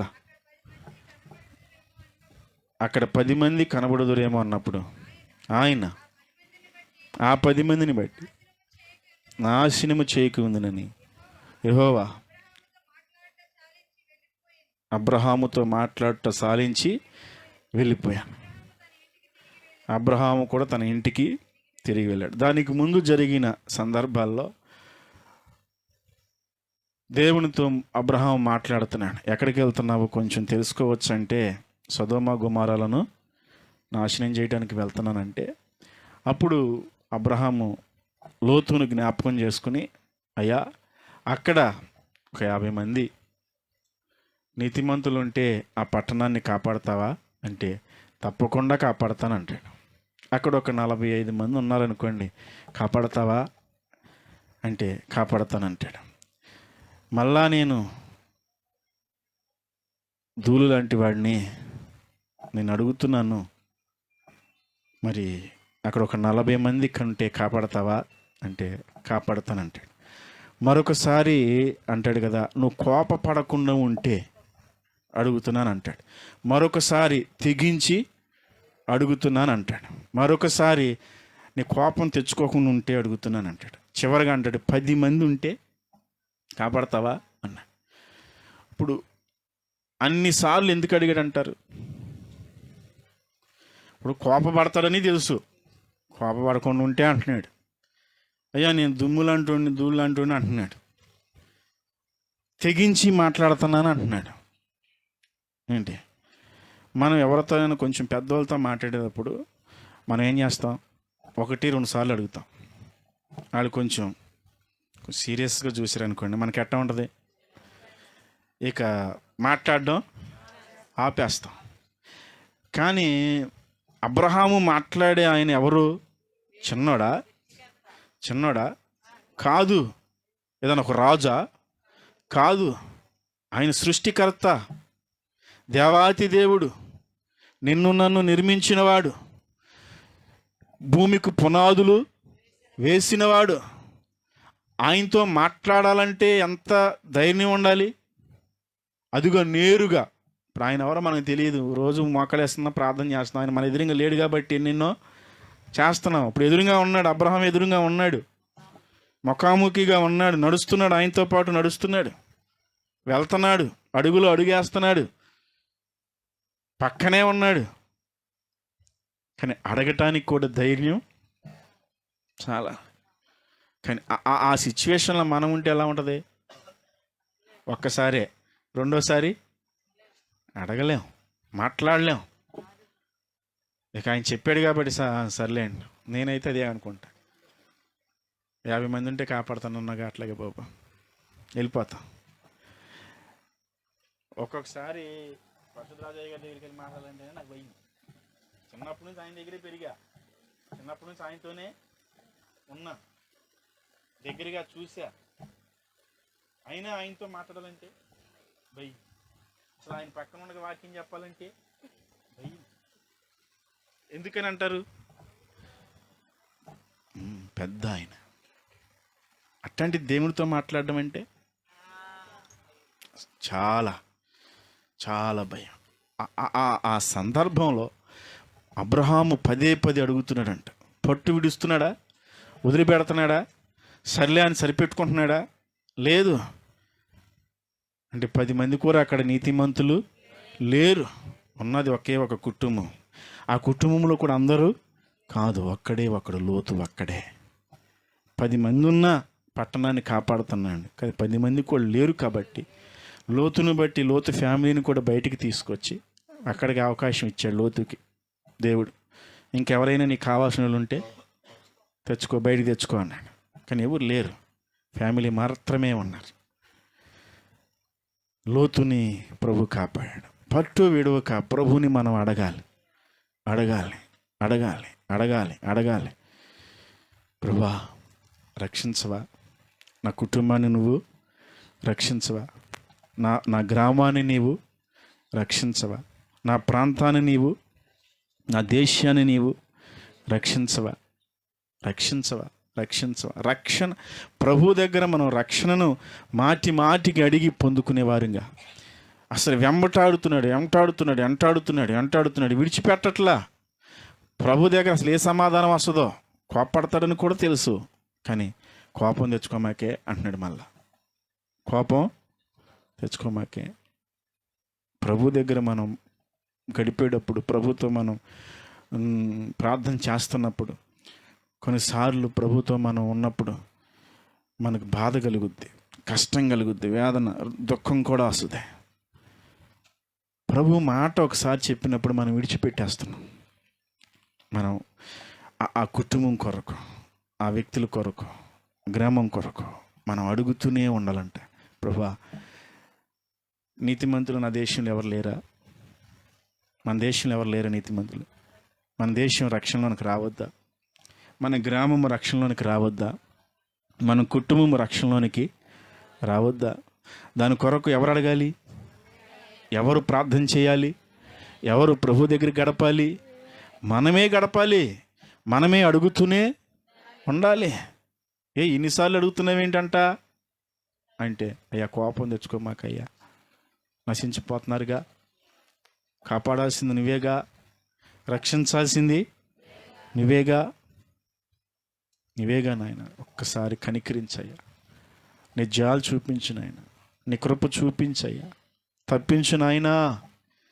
ప్రార్థన చేయాలి, ప్రభువుని అడగాలి. ప్రభుతో మనం మాట్లాడేవారుగా, ప్రభువుని మనం అడుగుతున్నప్పుడు ప్రభు సమాధానం కూడా అబ్రహాముకుతో చాలా నెమ్మదిగా సమాధానాన్ని చెప్తున్నాను. కోపబడినట్టుగా కూడా అక్కడేమీ లేదు. కానీ ఈయన అనుకుంటున్నాడు, ఏమో నేను మళ్ళీ అడుగుతున్నాను, మళ్ళీ కోపం కొడతాడేమో, తిడతాడేమో, కసురుతాడేమో, ఏమంటాడో, ఏం చేస్తాడో, భయంతో అడుగుతాడు. మనం కూడా ప్రభు దగ్గర అడగాలి. ఒకసారి చేసి, 2 సార్లు చేసి, వీళ్ళు మారరు, ఇక ఇంతే అని మనం విడిచిపెట్టకూడదు. ప్రభు వారి విషయంలో తలదూర్చుకుని వారిని రక్షించేలాగిన మనం ప్రభువుని బ్రతులాడుకునే అనుభవంలోనికి రావాలి. పట్టు విడవట్ల మనం విడిచిపెట్టేస్తాం.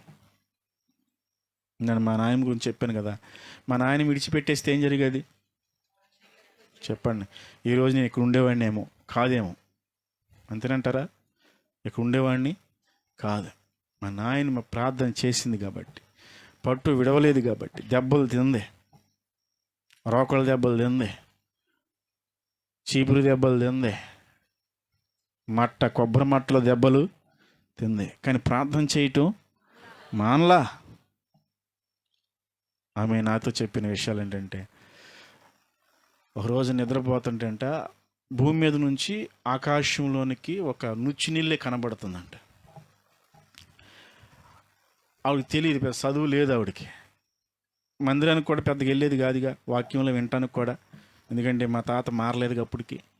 ప్రార్థన చేసుకుంటుంటే ఒక నుచ్చిని కనబడుతుందంట. దాని మీద నుంచి కొంతమంది ఎక్కుతూ దిగుతూ కనబడుతున్నారంట. ప్రభుని అడిగిందంట, అయ్యా ఇదేంటో నాకు అర్థం కావట్లేదు, ఆ ఎక్కే దిగేది ఎవరో, ఇదేంటో ఆకాశం దాకుంది అంటే, ఇదేనమ్మా భూమి మీద నుంచి పరలోకానికి వేయబడిన నుచ్చిన వారు దేవదూతలు అని చెప్పారంట. ప్రభు ఆమెతో స్వయంగా మాట్లాడిన అనుభవాలు నాకు చెప్పేది చాలాసార్లు. చదువు లేదు, ఆకాశంలో అక్షరాలు రాసి ఏంటో చదువు అమ్మా అన్నాడంట దేవుడు. నాకేం తెలుసు అయ్యా, నాకు చదివే లేదంటే, నేనున్నాగా చదువు అన్నాడంట. చదివిందంట. ఆ తర్వాత మళ్ళా పిల్లలు ఈ పనులు వీటన్నిటిలో ఇక దాన్ని విడిచిపెట్టేసింది. చాలా సందర్భాలు ప్రభు స్వరము తేటగా విన్నట్లుగా నాతో చెప్పింది. ప్రభు మాట్లాడేవాడు అంట ఆవిడతో.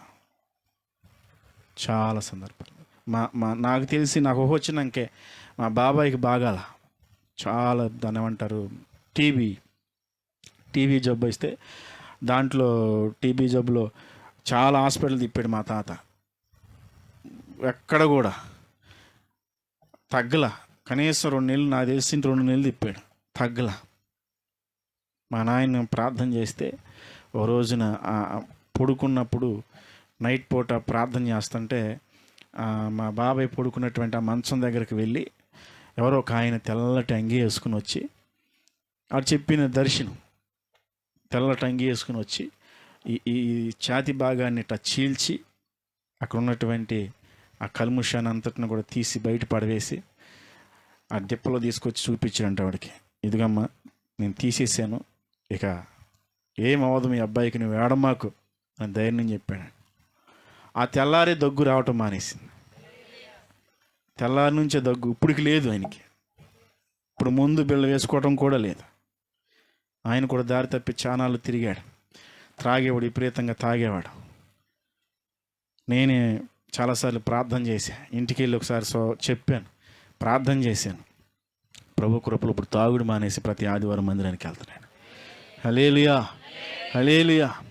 మనం విడిచిపెట్టేస్తే, మనం వదిలిపెట్టేస్తే మనం చూడవలసిన వాటిని చూడలేం. చాలాసార్లు మనం బాధపడతా ఉంటాం, చాలాసార్లు మనం ఆలోచిస్తాం. కొన్ని సందర్భాల్లో ఆ రోజున ప్రార్థన చేస్తుంటే దేవుడు తప్పించోడేమో, ఆ రోజున ప్రార్థన చేస్తుంటే ఆ కార్యము ఆ విధంగా ఆ నష్టం జరిగేది కాదేమో అని ఆలోచన చేస్తూ ఉంటాం. ఎందుకంటే మా తాత విషయంలో నేను అదే అనుకున్నాను. నాకు అంతగా తెలియదు, అవగాహన లేదు. కానీ ప్రార్థన చేస్తే ప్రభు తప్పించాడు. ఆయన ఒక నెలలో చచ్చిపోవలసిన ఆయన ఒక నైట్ అంతా కూర్చుని ప్రార్థన చేస్తే ప్రభు బ్రతికించి ఇంకొక నెల అవకాశం ఇచ్చాడు. ఆ ప్రార్థన అలా కంటిన్యూషన్ చేస్తే తనలో ఉన్న రోగం లేదా బలహీనత పోయేదేమో. నేను ఇంకా మానేసే ప్రార్థన చేయటం, మామూలుగా చేయటమే తప్ప ఎక్కువగా చేయలే. కానీ నెల వచ్చేసరికి ఆయన అప్పుడప్పుడు బాధపడతా ఉంటా. ఆ రోజున ఇంత ప్రార్థన కానీ ఇంత వాక్యం మనకు తెలుసుంటే, గట్టిగా ప్రార్థన చేసుకుంటే బ్రతికేవాడేమోగా, కొన్నాళ్ళు ఉండేవాడేమోగా అని ఆలోచన వస్తూ ఉంటుంది. అలా మనం కూడా కొన్నిసార్లు ఆలోచిస్తూ ఉంటాం. అందుకనే అవకాశం ఉన్నప్పుడు ప్రభు మనకి ఇచ్చిన సమయాన్ని ఉపయోగించుకుంటూ అబ్రహాం వలె దేవుని సన్నిధిలో మన బిడ్డల విషయంలో ప్రభు దగ్గర పదే పదే వెళ్ళి ప్రభువుని అడిగి పట్టు విడవకుండా మనము రక్షణ విషయంలో బిడ్డల్ని రక్షణ విషయంలో నడిపించుకోవాల్సిన అవసరత ఉంది. ప్రార్థించాలి, విడవకూడదు. ఇక వీరు మారలే అని వదిలేయకూడదు, ఇక మాట వినలే అని వదిలిపెట్టకూడదు. మనం చేయవలసిందల్లా ఒకటే, ప్రార్థించటం. మనం అడగాల్సిందల్లా ప్రభు పాదాలు పట్టుకుని అడగటం. యేసయ్య దగ్గరకు ఒక ఆమె వచ్చింది, కానాను స్త్రీ. ఆమె ఏమంటది? అయ్యా, నా కుమార్తెకు బాగాలేదు, నువ్వు ఒక మాట సెలవిస్తే బాగుపడుద్దయ్యా అంటే అప్పుడు ఏమన్నాడు యేసయ్య? అమ్మ, పిల్లలకి వేసే రొట్టె కుక్క పిల్లకి వేస్తానా? పిల్లలకి పెట్టే రొట్టెను కుక్క పిల్లలకి నేను ఇస్తానా అన్నాడు. అప్పుడు ఆవిడేమంది? సర్లే ప్రభువా, నేను వెళ్ళిపోతున్నాను అందా? అనలా, మళ్ళా అడిగింది. అవునులే, నేను కుక్క పిల్లని అనుకో, యజమానుడు బలం మీద పడి రొట్టె మొక్కు నా కుక్క పిల్ల తింటదిగా, ఆ కుక్క పిల్లని అనుకో, నాకు ఒక అవకాశం ఇవ్వు. ప్రభు అన్నాడమ్మా, నీ విశ్వాసము గొప్పది, నీ కోరినట్టే నీ కుమార్తె జరుగుతుంది, అవుతుంది, బ్రతుకుతుంది. మనం ఏదో ప్రభు చెప్పాడు కానీ మనం విడిచిపెట్టేస్తే అది అవేది కాదు. ప్రభు దగ్గర మనం అడిగి పొందుకునే విషయంలో మనం దేవుని దగ్గరికి వెళ్ళినప్పుడు వదిలిపెట్టేయకూడదు. ఒకసారి అడిగి విడిచిపెట్టేయకూడదు, ఒకసారి ప్రార్థించి మనం వదిలేయకూడదు. ప్రభు దగ్గర నుంచి వచ్చేంత వరకు పట్టు విడవకుండా ప్రార్థన చేస్తూనే పట్టుబట్టాలి. పట్టుబట్టాలంటే యాకోబు ఎలా పట్టాడు చెప్పండి? యాకోబు ఎలా పట్టాడు?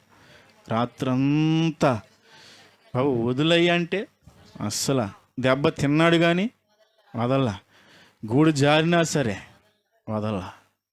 నాకు ఇస్తానన్న ఆశీర్వాదం ఇస్తే తప్ప ఈ రాత్రి నేను విడిచిపెట్టేది, ఈ రాత్రే కాదు తెల్లారిపోయినా సరే పర్లా, నాకు ఇస్తేనే వదులుతా.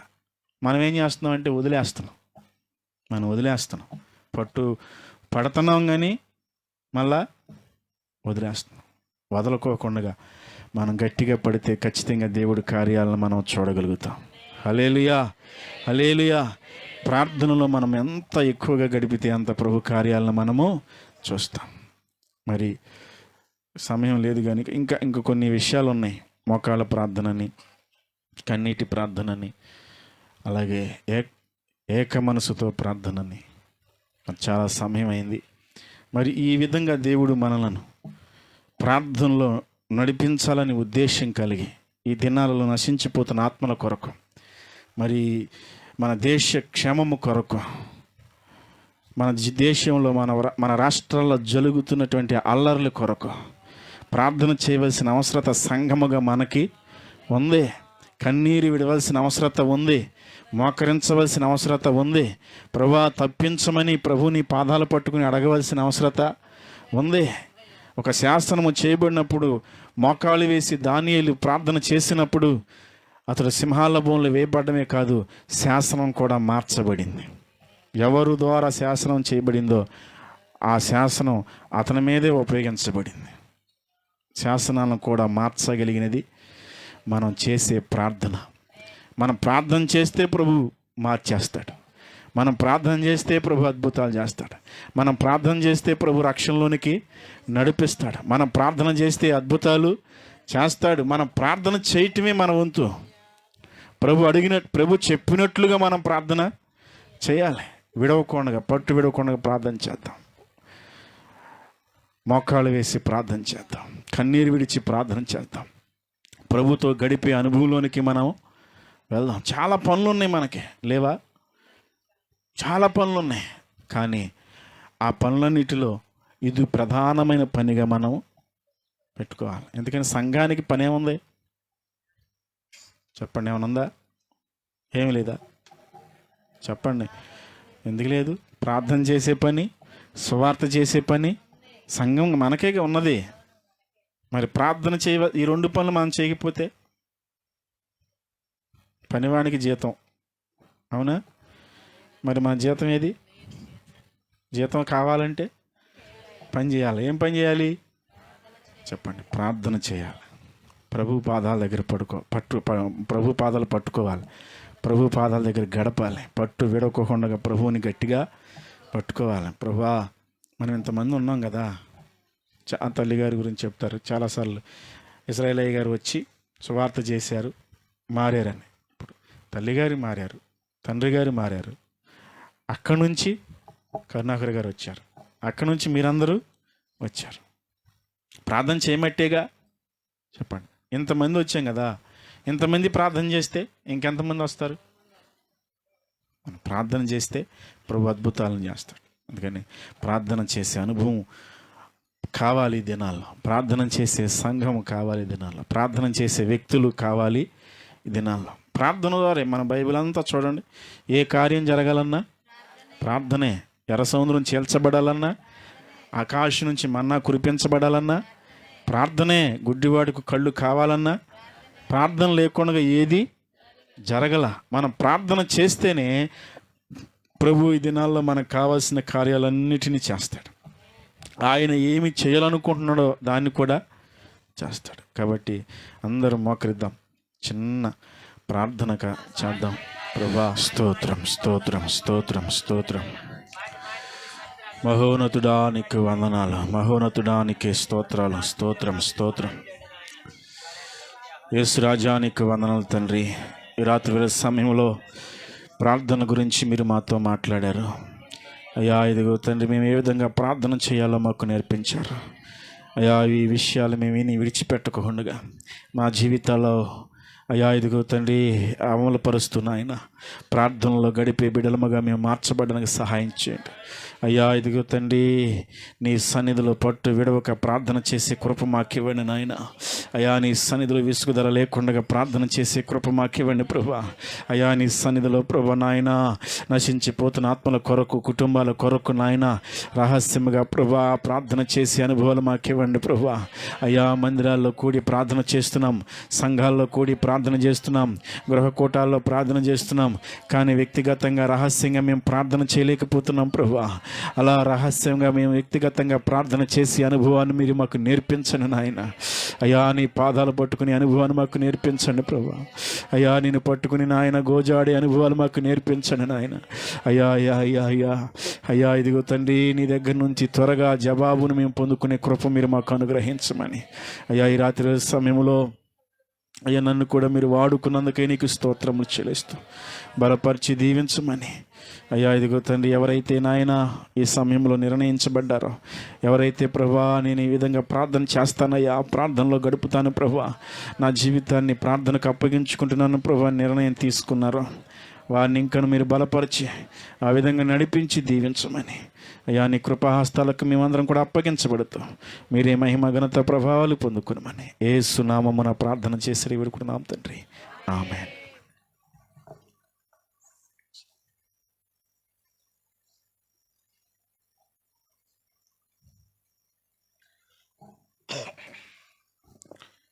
హల్లెలూయా, హల్లెలూయా.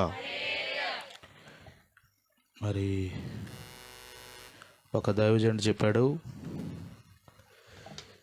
ప్రార్థన మీద చెప్పినన్ని ప్రసంగాలు ఇంకా ఏ సబ్జెక్ట్ మీద చెప్పట్లేదంట, కానీ ప్రార్థన చేసేవాళ్ళు మాత్రం లేరంట. కాబట్టి మనం తప్పనిసరిగా ప్రార్థన చేయాలి. ప్రార్థనలో చాలా శక్తి ఉంది. స్తోత్రం. అర్థమవుతుంది. కలెక్టర్ గారు కలవాలనుకోండి, మన జిల్లాలో ఏం చెప్పారంటే సోమవారం పెట్టారు ప్రోగ్రాం మీకోసం, ఏదో సంథింగ్ ప్రోగ్రాం. ఆ టైంలోనే ఆయన అందుబాటులో ఉంటాడు. ప్రభు మనల్ని పుట్టించిన తండ్రి మనకి ఎప్పుడూ ఉంటాడు అందుబాటులో. ఎప్పుడైనా మనం ప్రార్థన చేయొచ్చు.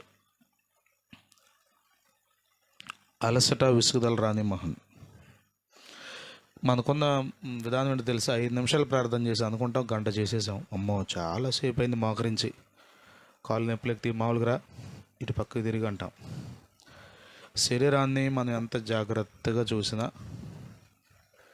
ఇది క్షయమైపోయేదే. కాబట్టి కొంచెం కష్టమైనా కానీ మనం ప్రార్థనలో నలుగుతుంటే మన ముఖాలు తెల్లబడతాయి, మన ముఖాలు ప్రకాశిస్తాయి. ఆమేన్. హల్లెలూయా.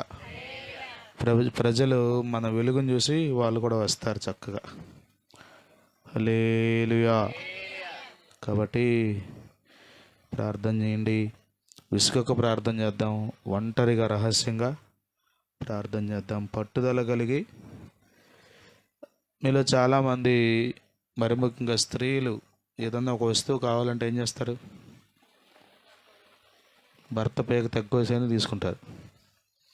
నువ్వు ఇస్తావా చేస్తావా అన్నట్టుగా. కొద్దిమందికి అట్లా, అందరూ అని కాదు కానీ అంత పట్టుబడతారు, ఊరుకోరు. యేసు రక్తమే జయం. పట్టుదలగా. కొద్దిమంది తెలుసుగా పోరాడతారు ఇంట్లో. ఆమె పోరు పడలేక పక్కన మీదకి వెళ్తాడు ఈయన. గొడవలు అయ్యి గందరగోళం అయ్యి. మనం ప్రార్థనలో పట్టుదల కలిగి ఉండాలి. ఆమె బతిమలాడుకోవాలి, కన్నీరు కార్చాలి.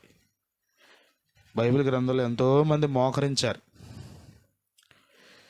జైపాల్ గారి గారు మీకు తెలుసుగా, కల్వరి 82 సంవత్సరాలు అనుకుంటా.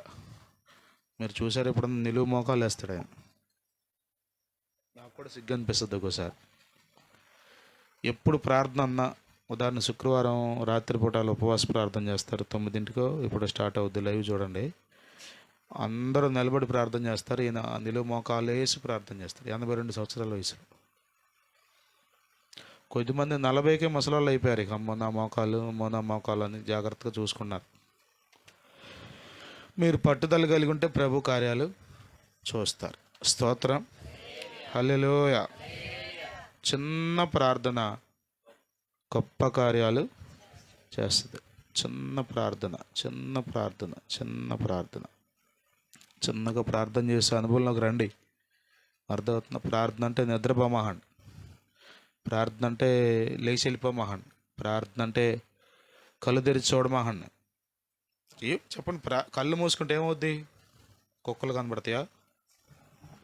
దెయ్యాలు కనబడతాయా? ఏం కనబడతాయి? ఆశ్చర్యం అండి. అసలు ముయ్యనివాడు సాతాను చూసారా? దృష్టి పెట్టినవాడు దేవుని మీద. చిన్న విషయం అది, చిన్న విషయం. కందులు మీద ఎందుకు ముయ్యాలి చెప్పరండి అమ్మా. ఇక ఎవరు కనబడరు దేని మీద మనకు దృష్టి. ప్రభు నేను యేసయ్యా అనుకుంటా. స్తోత్రం. హల్లెలూయా. కాబట్టి కళ్ళు మూసుకు ప్రార్థన చేసుకోవాలి.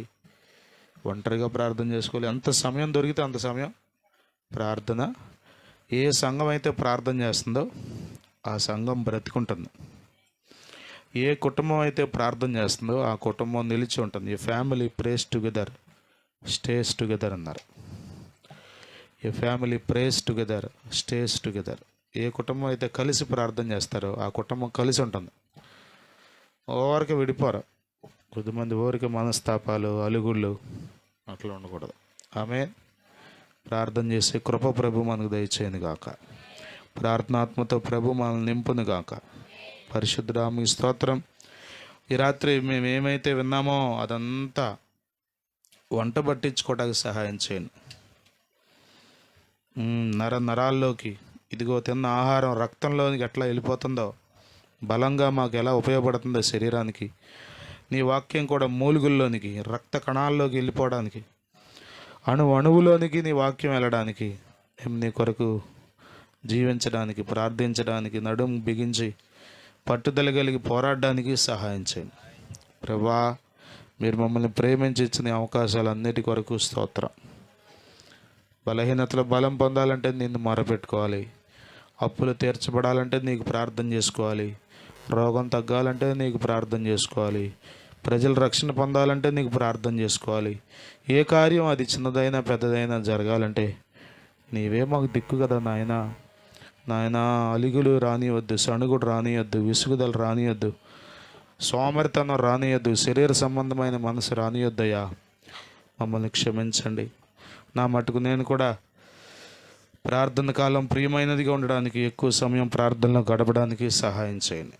నీ వాక్యం మా అందరి హృదయాల్లో ఫలింపు చేయండి. నీ దాసుని మా ఎదుగు తెచ్చినందుకై, వాడుకున్నందుకై మీకు స్తుతులు చెల్లిస్తూ కుటుంబాన్ని, పరిచర్యను మీరు ఆశీర్వదించమని, ఇంకనూ బలపరిచి అనేక మందికి దీవెనకరంగా నూతన ఆత్మల రక్షణ కొరకు మీరు బలపరిచి వాడుకొనమని ప్రార్థన చేస్తూ ఈ రాత్రి కూడి వచ్చిన ప్రతి బిడ్డను మీరు నీ వాక్కు ద్వారా దర్శించినందుకై, విడిపించినందుకై, స్వస్థపరిచినందుకై, లేవనెత్తినందుకై మీకు స్తుతులు చెల్లిస్తూ రేపు రాత్రి కూడా నీ కృప మాకు దయచేయమని యేసుక్రీస్తు నామములో ప్రార్థించి వేడుకొంచున్నాం తండ్రి. ఆమేన్. తండ్రి, కుమార పరిశుద్ధాత్మల త్రియక దేవుని దీవెన సన్నిధి కూడి ఉన్న మనకు భూలోకంలోని సకల పరిశుద్ధులకు సదా తోడైండి నడిపించును గాక. ఆమేన్. హల్లెలూయా, హల్లెలూయా. మంచి వాక్యాన్ని అందించిన దైవజనులు బాబుజీ గారికి వందనాలు. కూడి వచ్చిన మీ అందరికీ వందనాలు. రేపు రాత్రి కూడా ఎన్ని గంటలకి? 7 గంటలకి సమయానికి మీరు వచ్చేయండి. ఆమె మీలో కొద్దిమంది చాలా చక్కగా సమయానికి వస్తున్నారు. మిగిలిన వాళ్ళు కూడా కొంచెం వీలు చేసుకుని ఇంకొంచెం ముందు వస్తే సంతోషం. ఇంకా కొద్దిమంది అక్కడక్కడ రాలేదు, వాళ్ళని కూడా ఎందుకు రావట్లేదు అడగండి. వాళ్ళని కూడా మందిరానికి నడిపించండి. ఇంకెన్ని రోజులు ఉన్నాయి? గురువారం, శుక్రవారం, శనివారం. ప్రభు మిమ్మల్ని దీవించును గాక. అందరికీ వందనాలు.